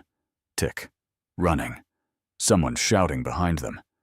Then, nothing. The vision dissolved before Michael could understand it. Samuel quietly watched him. You almost remembered. Michael looked down. What happened to us? Samuel smiled faintly. You always ask that. Edward stared in disbelief. He said, always. The custodian slowly nodded. I warned you. Edward looked at him. Warned me about what? The custodian answered without emotion. The archive repeats unfinished stories. The endless shelves around them suddenly shifted. Millions of glowing bottles slid into new positions. Some descended. Others rose, until one shelf stopped directly before Michael. Unlike every other shelf, this one held only 3 bottles. The first glowed blue. The second remained dark. The third was empty. No glass. No light. Only an empty space waiting between 2 brass holders. A small engraved plaque rested beneath it. Life unrecorded. Michael frowned. What does that mean? The librarian looked at the empty space. It means someone existed, but history never decided how. The custodian quietly stepped closer. His face had become unusually solemn. I have searched for that missing record for 112 years. Michael looked at him. You couldn't find it? It doesn't exist. Silence, which is impossible. Samuel slowly reached toward the empty place on the shelf. The moment his fingers came close, the entire archive shook. Not violently, joyfully. Thousands of forgotten names whispered together. Not in fear. Recognition. The empty bottle suddenly appeared. Glass formed from drifting light. Tiny cracks spread across its surface. Inside, nothing. No memories. No images. Only darkness. The librarian carefully removed the bottle. He handed it to Michael. It felt almost weightless. What am I supposed to do with it? The librarian answered softly. Remember. Michael looked confused. There's nothing inside. There isn't. Yet. The bottle suddenly became warm. Inside, one tiny spark appeared. A heartbeat later. Another. Then another. Like stars slowly appearing in a night sky. Michael stared. The sparks weren't random. Each one became a moment. A little boy laughing. 2 children building paper airplanes. Running beneath unfinished steel beams. One boy handing the other a small carved airplane. Michael's breathing stopped. The other child was himself. Not imagined. Not symbolic. Real. Samuel smiled through tears. I knew you'd come back. Michael whispered. We were friends. Samuel nodded. My first. And my last. Another memory surfaced. Long ago. Before Blackwell Tower. Before the archive. An enormous construction site occupied the land. Michael, only 8 years old, had wandered into the unfinished foundations while his father worked nearby. Samuel had followed him. They played beneath concrete pillars. Then, the ground shook. A retaining wall collapsed. Dust filled the air. Children screamed. Michael remembered grabbing Samuel's hand, running. Then, the memory stopped, like a film abruptly cut apart. Edward whispered, That's impossible. The tower wasn't built yet. The librarian looked at him. No, it wasn't. Michael clutched his head. What happened next? No one answered, because no one knew. Even the archive possessed only fragments. The custodian slowly opened his ledger again. Michael's page had changed. A new line appeared beneath his name. Historical origin. Incomplete. The custodian frowned. I've never seen this. The librarian quietly smiled. I have. The custodian looked toward him. When? The librarian gently closed his own book. The last time. History chose mercy over accuracy. Silence. It has been a very long time. Far above. The floating buildings of the archive began lighting up again, one after another. Hotels, libraries, schools, hospitals. Every structure that had gone dark slowly awakened. The balance wasn't collapsing. It was recovering. Samuel looked toward the glowing skyline. They're happy. The librarian nodded. They've been waiting. For what? For someone. To remember another person, without asking for anything in return. The empty bottle in Michael's hand suddenly filled with brilliant golden light. Across its surface, words slowly engraved themselves, not by ink, by memory. The first promise kept. The librarian's calm expression finally broke. For the first time, he looked genuinely astonished. Edward saw it immediately. What is it? The librarian stared at the glowing bottle. His voice was barely audible. I thought. Every first promise had already been fulfilled. He slowly raised his eyes toward Michael. But this one was never completed. Before anyone could ask what he meant, every light inside the archive extinguished at once. Absolute darkness. Then, from somewhere far beyond the endless shelves, a massive door slowly opened, not in the library, not beneath Blackwell Tower, somewhere even deeper, a place none of them had noticed before. A low, ancient voice echoed through the darkness, not hostile, not welcoming, simply awake. The child has been remembered. A long silence followed. Then the unseen voice asked the question that made even the librarian close his eyes. Now, who will remember the one who erased himself to save him? The one who chose to be forgotten. The question echoed through the darkness. Who will remember the one who erased himself to save him? No one answered. Not Michael, not Samuel, not Edward. Even the custodian lowered his eyes.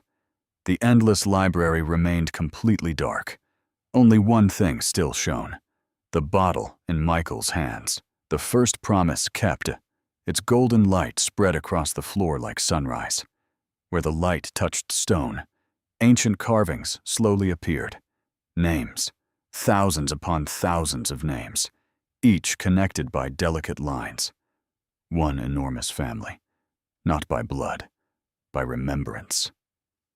The librarian knelt. His fingers traced the oldest inscription. I've searched for this, for centuries. Michael stepped closer. What is it? The librarian looked upward. The original foundation. More carvings emerged. They weren't decorative. They were instructions. A map, at the very center. One circle remained empty. Around it, every remembered life formed an endless spiral. Michael immediately recognized the pattern. It matched the floating buildings above the archive. The entire system had been built around one missing person. Samuel quietly whispered, "He's lonely." Michael looked down. Who? Samuel pointed toward the empty circle, the one nobody remembers. The silver pocket watch suddenly opened. Instead of ticking, it projected light. A moving image unfolded across the stone floor. Not a memory, a recording. Ancient, faded. A man appeared, middle-aged, simple work clothes. Dust covered his hands. His face remained strangely blurred, not because the recording was damaged, because memory itself refused to keep it. The man smiled gently. If anyone is seeing this, then it worked. Edward stared. I've never seen him. The librarian whispered. No one has. The recording continued. I built nothing. I ruled nothing. I wasn't an architect. I wasn't a king. I was only. The man's voice briefly disappeared beneath static. When it returned, only one word remained clear. Father. Samuel's eyes widened. Michael felt his heartbeat quicken. The blurred man looked directly toward whoever would someday watch. If you're here, then the child lived. He smiled. Good. Silence. That means forgetting me was worth it. Edward covered his mouth. No. The custodian closed his ledger without a word. For the first time, he looked ashamed. The recording flickered. Behind the blurred man, Michael noticed unfinished concrete pillars, steel beams, construction equipment. The foundations beneath Blackwell Tower, the same place from his fragmented memories. The man continued. They told me there wasn't enough room. One life had to disappear. I asked, why not mine? The image trembled violently. They said it couldn't be done. So, I removed myself. Every bottle in the archive glowed brighter. The library itself seemed to breathe, not from power, from relief. Michael whispered. He erased himself. The librarian nodded. Completely. No name, no face, no records, no descendants, no photographs. He surrendered every trace, so another child could remain. Samuel's tears silently rolled down his face. My father. No one corrected him. No one needed to. The recording reached its end. If my son ever asks, tell him. The image almost vanished. Only fragments remained. I never left. I simply made room. The recording dissolved into light. Absolute silence filled the library. Then, something impossible happened. The blurred face slowly became clearer. Not completely. Just enough to reveal kind eyes. A tired smile. Nothing more. History had accepted only that much. For now, the golden bottle in Michael's hands cracked. Not breaking. Opening. A folded piece of paper rested inside. Fresh, untouched by time. Michael carefully unfolded it. Only one sentence had been written. In ordinary handwriting. Not ancient. Not ceremonial. Just the words of a father. Please tell Samuel that none of this was his fault. Samuel collapsed into tears. Michael knelt beside him without speaking. The little boy leaned against him. For the first time, he no longer looked transparent. He looked alive. The librarian quietly smiled. The promise is complete. Edward looked confused. What promise? The librarian answered, the first promise ever made inside the archive, that no child would carry the burden of another person's sacrifice.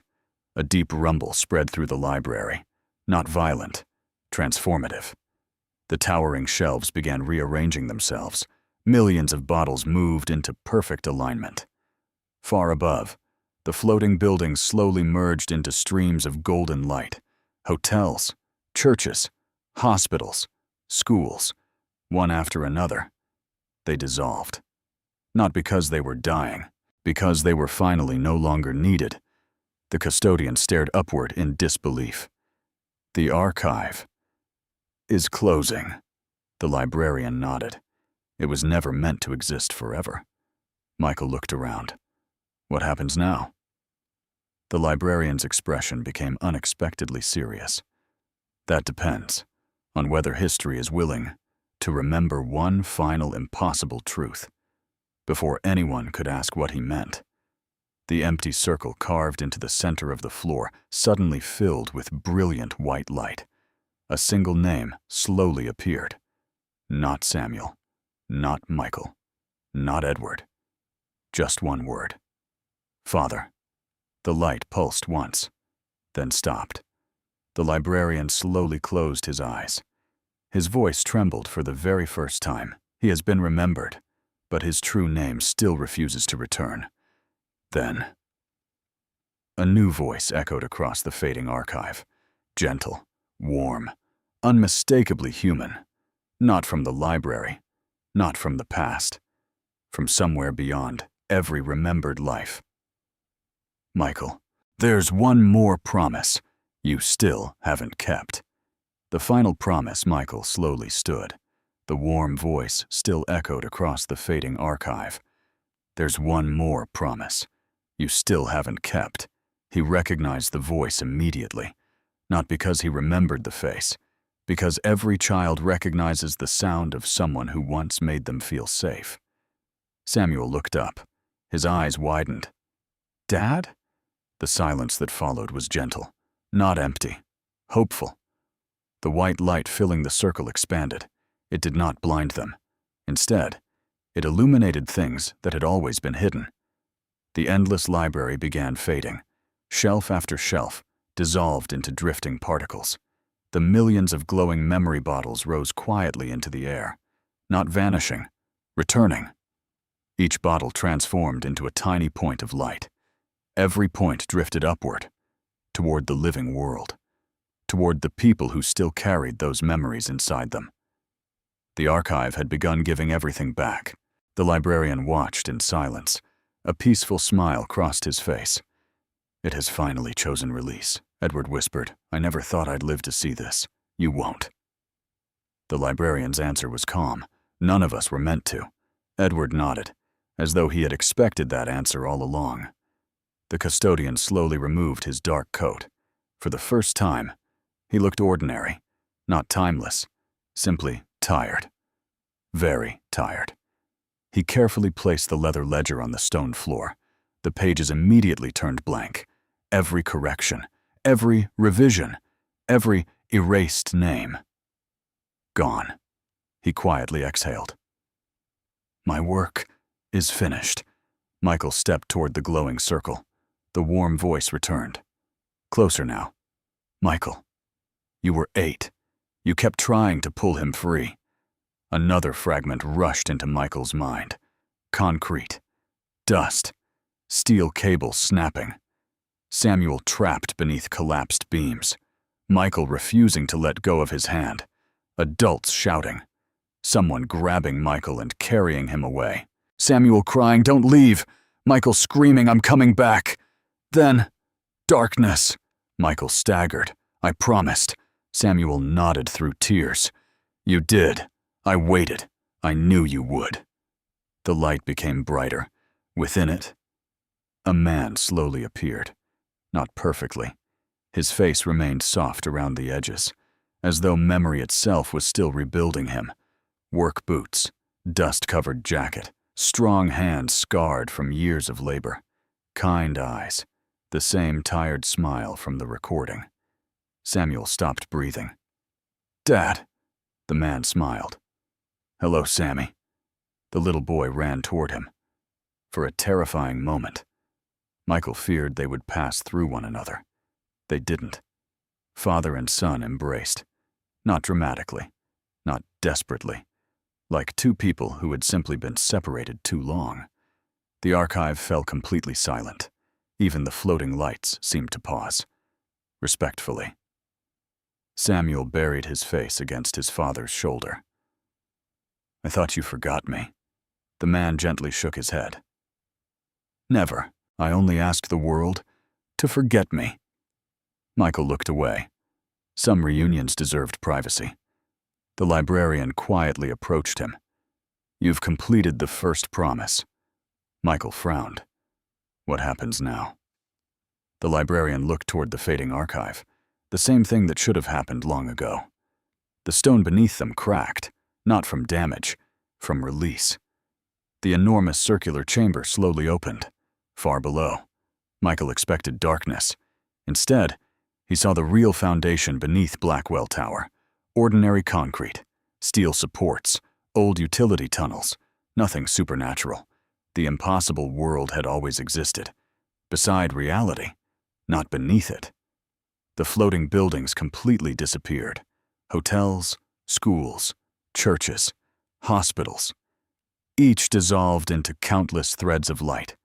The threads traveled outward across the night sky, returning every forgotten memory to the people who still deserved it. Somewhere, an elderly woman would suddenly remember her first dance. A father would remember the sound of his daughter's laugh. Someone would finally recall the name written inside an old photograph, not because of magic, because remembrance had been set free. Edward Blackwell quietly removed his glasses. I understand now. The librarian looked at him. You built walls because you feared forgetting. Edward nodded. But memories were never asking for walls. He smiled sadly. They were asking to go home. The librarian gently placed a hand on Edward's shoulder. And now, they can. The silver pocket watch in Michael's hand struck midnight one final time. Then, it stopped forever. The cover slowly opened.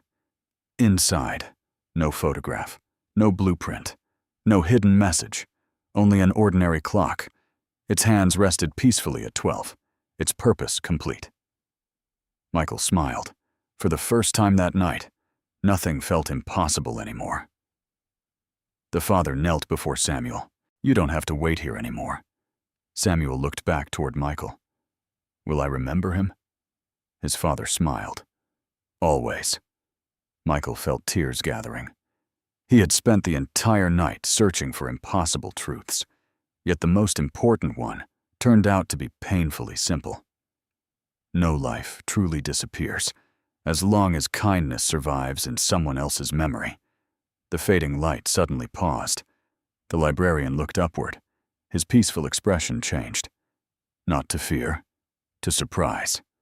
That's unexpected. The custodian looked up as well. The world is answering. Above the disappearing archive. Thousands of new threads of light began descending instead of rising.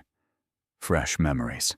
Living memories, created at this very moment. Children remembering parents. Parents remembering children. Friends remembering promises. The archive wasn't ending. It was becoming something entirely new. The librarian whispered, I've watched humanity for centuries, and I've never seen it choose remembrance over fear. He looked directly at Michael. But someone still has to close the final door. As the last remaining doorway of floor 13 slowly appeared behind him. The final door. The doorway stood alone. No hallway, no elevator, no impossible architecture. Just one ordinary wooden door, door, weathered oak, a brass handle polished by countless hands. Above it, a simple plaque.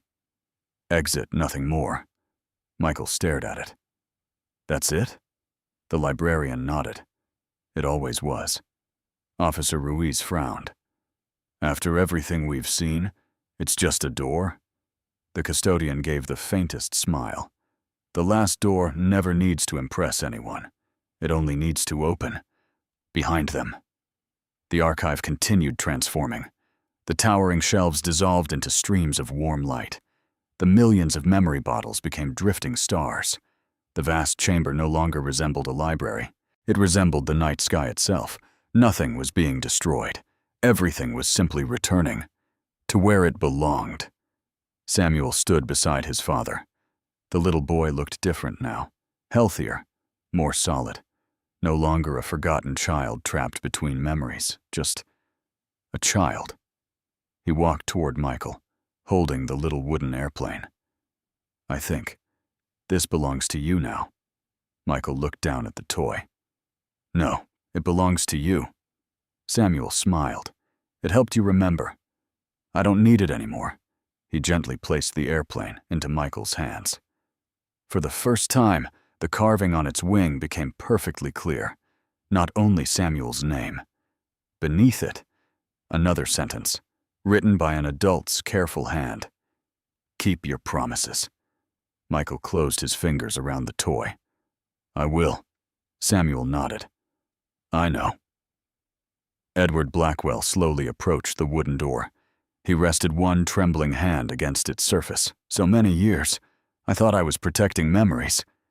He laughed softly. I was really protecting my own fear. The librarian stood beside him. Fear often disguises itself as responsibility. Edward smiled. It certainly fooled me. He looked toward Michael. If you leave, Blackwell Tower won't remember any of this. Michael frowned. And everyone else? They won't either. Silence. They'll simply wake tomorrow, feeling that something heavy has finally been lifted. Officer Ruiz looked around the fading archive. So everything disappears? The custodian answered. No. Only the burden. The glowing threads above them suddenly accelerated. Millions of lights crossed one another, then separated, each finding its rightful place. Michael watched one thread drift into another. The moment they touched, he remembered something. Not from the archive, his own life. A forgotten afternoon with his mother. Baking cookies, laughing over burnt edges. Nothing extraordinary. Just ordinary happiness. He smiled. That memory had been missing for years. Now, it had quietly come home. The librarian noticed. It has begun. What has? The return. Every memory that belongs is finding its owner. The custodian closed his eyes. He slowly began fading. Not painfully. Peacefully. Like ink disappearing from old paper. Michael stepped toward him. What's happening? The custodian opened his eyes one last time. My purpose depended upon imbalance. He looked upward. There is no imbalance anymore. So, there is no need for me. Michael hesitated. You spent centuries erasing people. The custodian nodded. I did. I wish. He stopped, searching for the right words. I wish someone had found another way sooner. Michael extended his hand. After a long pause, the custodian accepted it. A simple handshake. Not forgiveness, not condemnation, only acknowledgement. Sometimes, that is enough. The custodian smiled, then quietly dissolved into countless tiny letters. Each letter drifted upward, until even his name no longer remained, not erased. Completed! Edward turned toward the librarian. And you? The librarian gently closed his blank book. My work has also ended. He looked around the fading archive. Libraries exist because people are afraid stories will disappear. He smiled warmly. But stories carried by living hearts need no shelves. The blank book slowly became transparent, then vanished into light. Only Michael remained before the final door. The silver pocket watch rested silently in his pocket. The wooden airplane felt warm in his hand. Samuel stood beside his father. Edward stood beside the librarian. All four quietly waited, not urging him, simply allowing the choice to be his. Michael reached for the brass handle. It turned effortlessly. Warm morning air drifted through the opening. Birdsong, traffic, coffee, rain on concrete, the ordinary sounds of Chicago, the world. He took one final look behind him. The archive had almost completely disappeared. Only Samuel remained clearly visible. The little boy waved. Thank you for coming back. Michael smiled. I said I would. Samuel laughed. You finally did. Michael stepped through the doorway. The door closed softly behind him. No thunder, no explosion. Just the quiet sound of one story reaching its end. Then, Michael opened his eyes. He was standing inside the lobby of Blackwell Tower.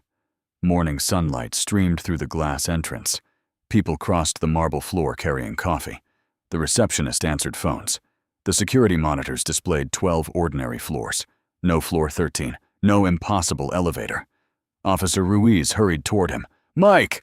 Michael turned. Ruiz looked completely normal. You okay? You were staring at that elevator for almost a minute. Michael looked at the digital display. 12.1, 1.8. Nothing unusual. Had it all lasted? Only a minute? Ruiz frowned. You look like you've been awake for days. Michael quietly smiled. Maybe I have. As they walked toward the front doors, a small child waiting beside his father looked up at Michael. The boy held a tiny wooden airplane. He smiled politely, then waved. For the briefest moment, Michael could have sworn the child's father looked familiar. Before he could place the face, they disappeared into the morning crowd. On the polished reception desk, one object remained, a plain brass key. Attached to it, a tiny paper tag. It contained only 4 handwritten words. Thank you for remembering. 1 year later, exactly 1 year passed. Blackwell Tower remained one of the busiest office buildings in downtown Chicago. Every elevator stopped where it should. Every hallway led somewhere ordinary. No reports, no impossible floors, no missing guests. To everyone else, nothing unusual had ever happened. Michael Arden still worked the morning shift. His uniform looked the same. His desk remained in the same corner of the lobby. The coffee machine still broke every Tuesday. Tourists still asked where the observation deck was. Business travelers still rushed through the revolving doors without noticing the security guard, who quietly wished them a good morning. Life had become wonderfully ordinary. Officer Daniel Ruiz walked into the lobby carrying 2 paper cups. He handed one to Michael. You ever going to take a vacation? Michael smiled. I just got back. Ruiz laughed. From where? Michael looked toward the elevator doors. For a brief second, he almost answered, then simply shrugged. Long story. Ruiz grinned. I've got time. Michael smiled. Maybe another day. Some stories didn't need to be told. They only needed to be lived.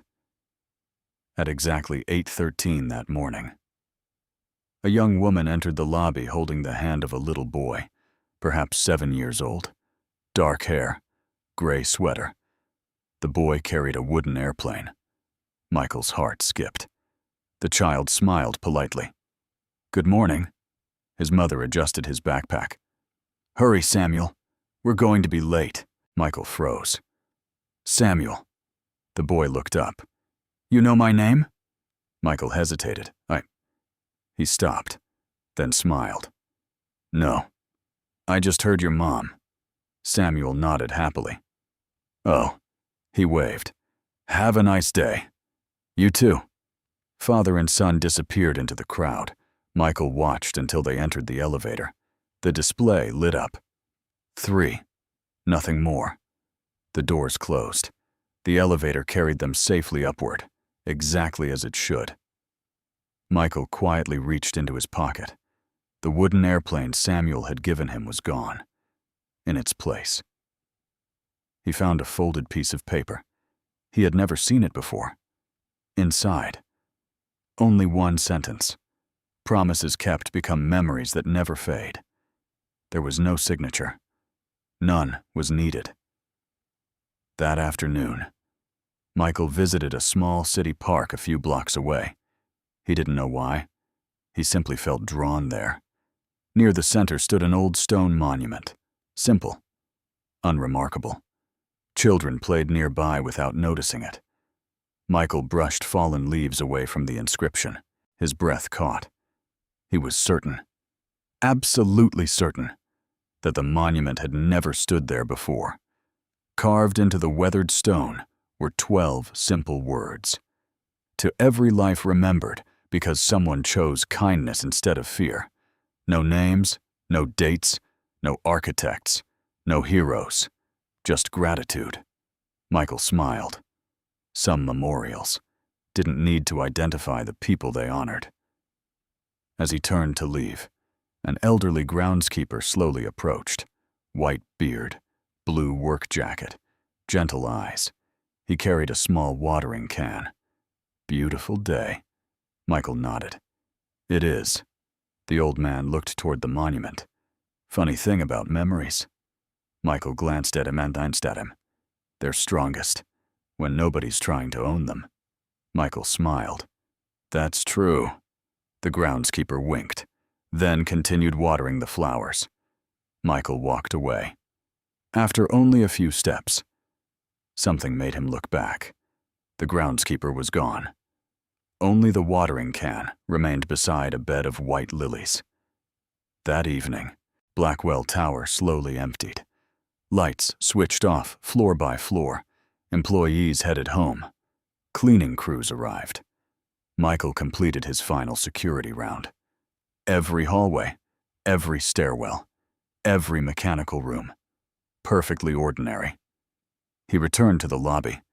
The digital clock read 11:59 p.m. He looked toward the elevators, not nervously, curiously. The numbers changed. 7.4.1. The doors opened. No impossible hallway waited inside. Only an empty elevator. Michael smiled to himself. He almost stepped away. Then noticed something resting on the polished floor. A tiny brass object. He bent down. A key. Not numbered.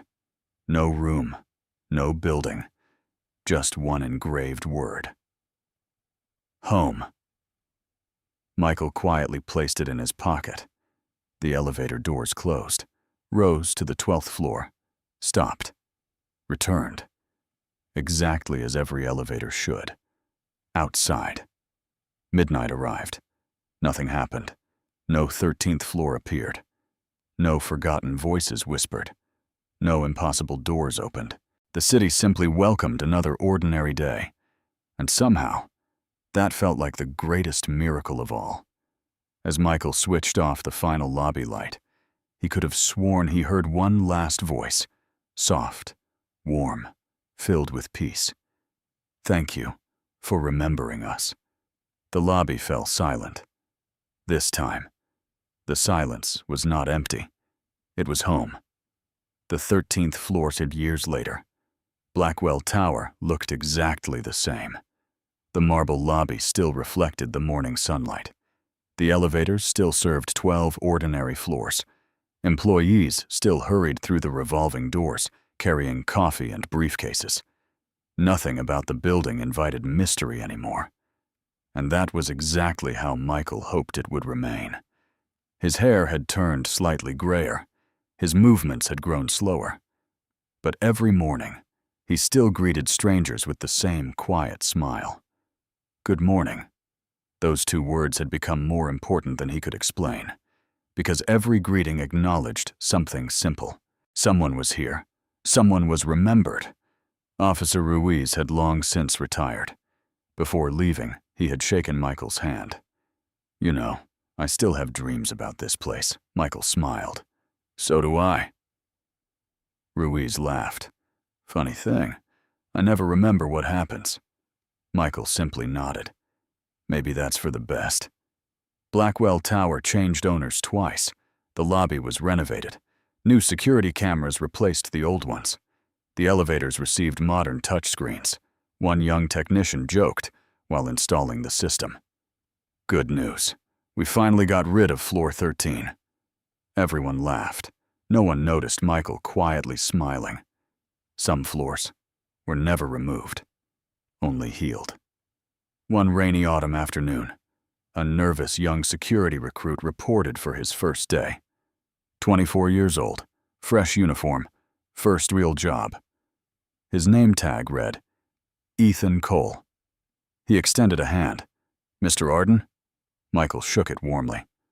Welcome, Ethan looked around the lobby. It's a beautiful building. Michael glanced toward the elevators. It is. Take good care of it. I will. Something in Michael's voice made the young man answer with unusual sincerity. I promise. Michael smiled. Good. Promises matter. Before ending his shift, Michael unlocked a small drawer beneath his desk. Inside rested only 3 things. The silver pocket watch, now an ordinary watch that had never ticked again. The tiny wooden airplane, its carved letters untouched by time. And the plain brass key engraved with one word. Home. He looked at them for a long moment, then quietly closed the drawer. Some memories didn't belong in museums. They belonged in everyday life.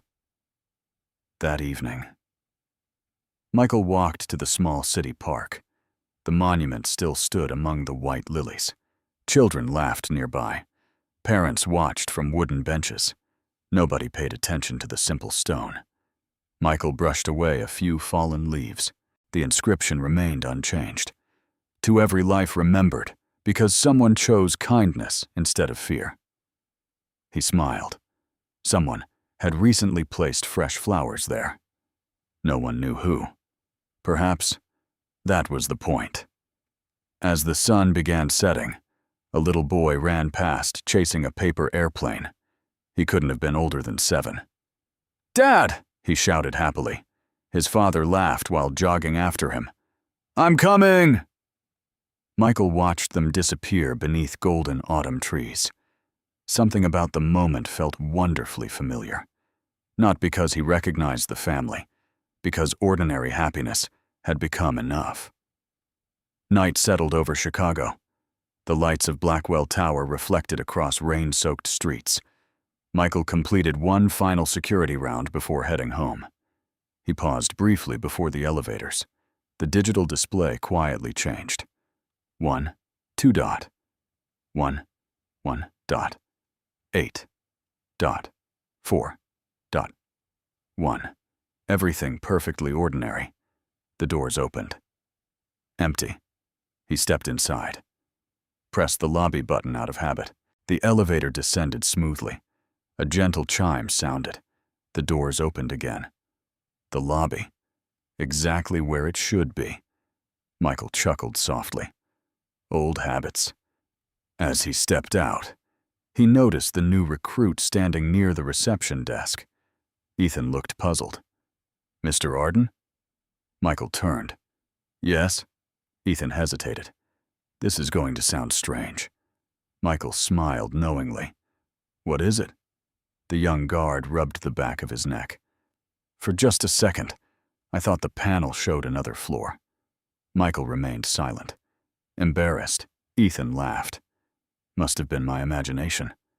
"Probably," Michael answered gently. "First days can be overwhelming." Ethan nodded. "Guess so." He walked away. Michael looked once toward the elevator display. Only 12 floors. Nothing else. Then, just before the doors closed, a faint reflection appeared in the polished steel. Not Michael. Not Ethan. A little boy holding a wooden airplane, standing beside a smiling father. They waved. Michael quietly raised his hand in return. When the doors finally closed, the reflection was gone. Outside, the city carried on. People hurried home, restaurants filled with laughter, apartments glowed warmly against the evening skyline. Millions of ordinary lives, millions of ordinary memories, exactly as they should. And somewhere, far beyond fear, far beyond forgotten places, no impossible floor waited inside any elevator. No lonely child waited beneath forgotten foundations. No keeper stood watch over impossible doors. Only memories, living quietly inside the hearts that carried them. Because in the end, the greatest mystery was never why Floor 13 appeared. It was why people believe love disappears when someone is gone. It never does, as long as one person remembers with kindness. No life is ever truly l'enventure. The end.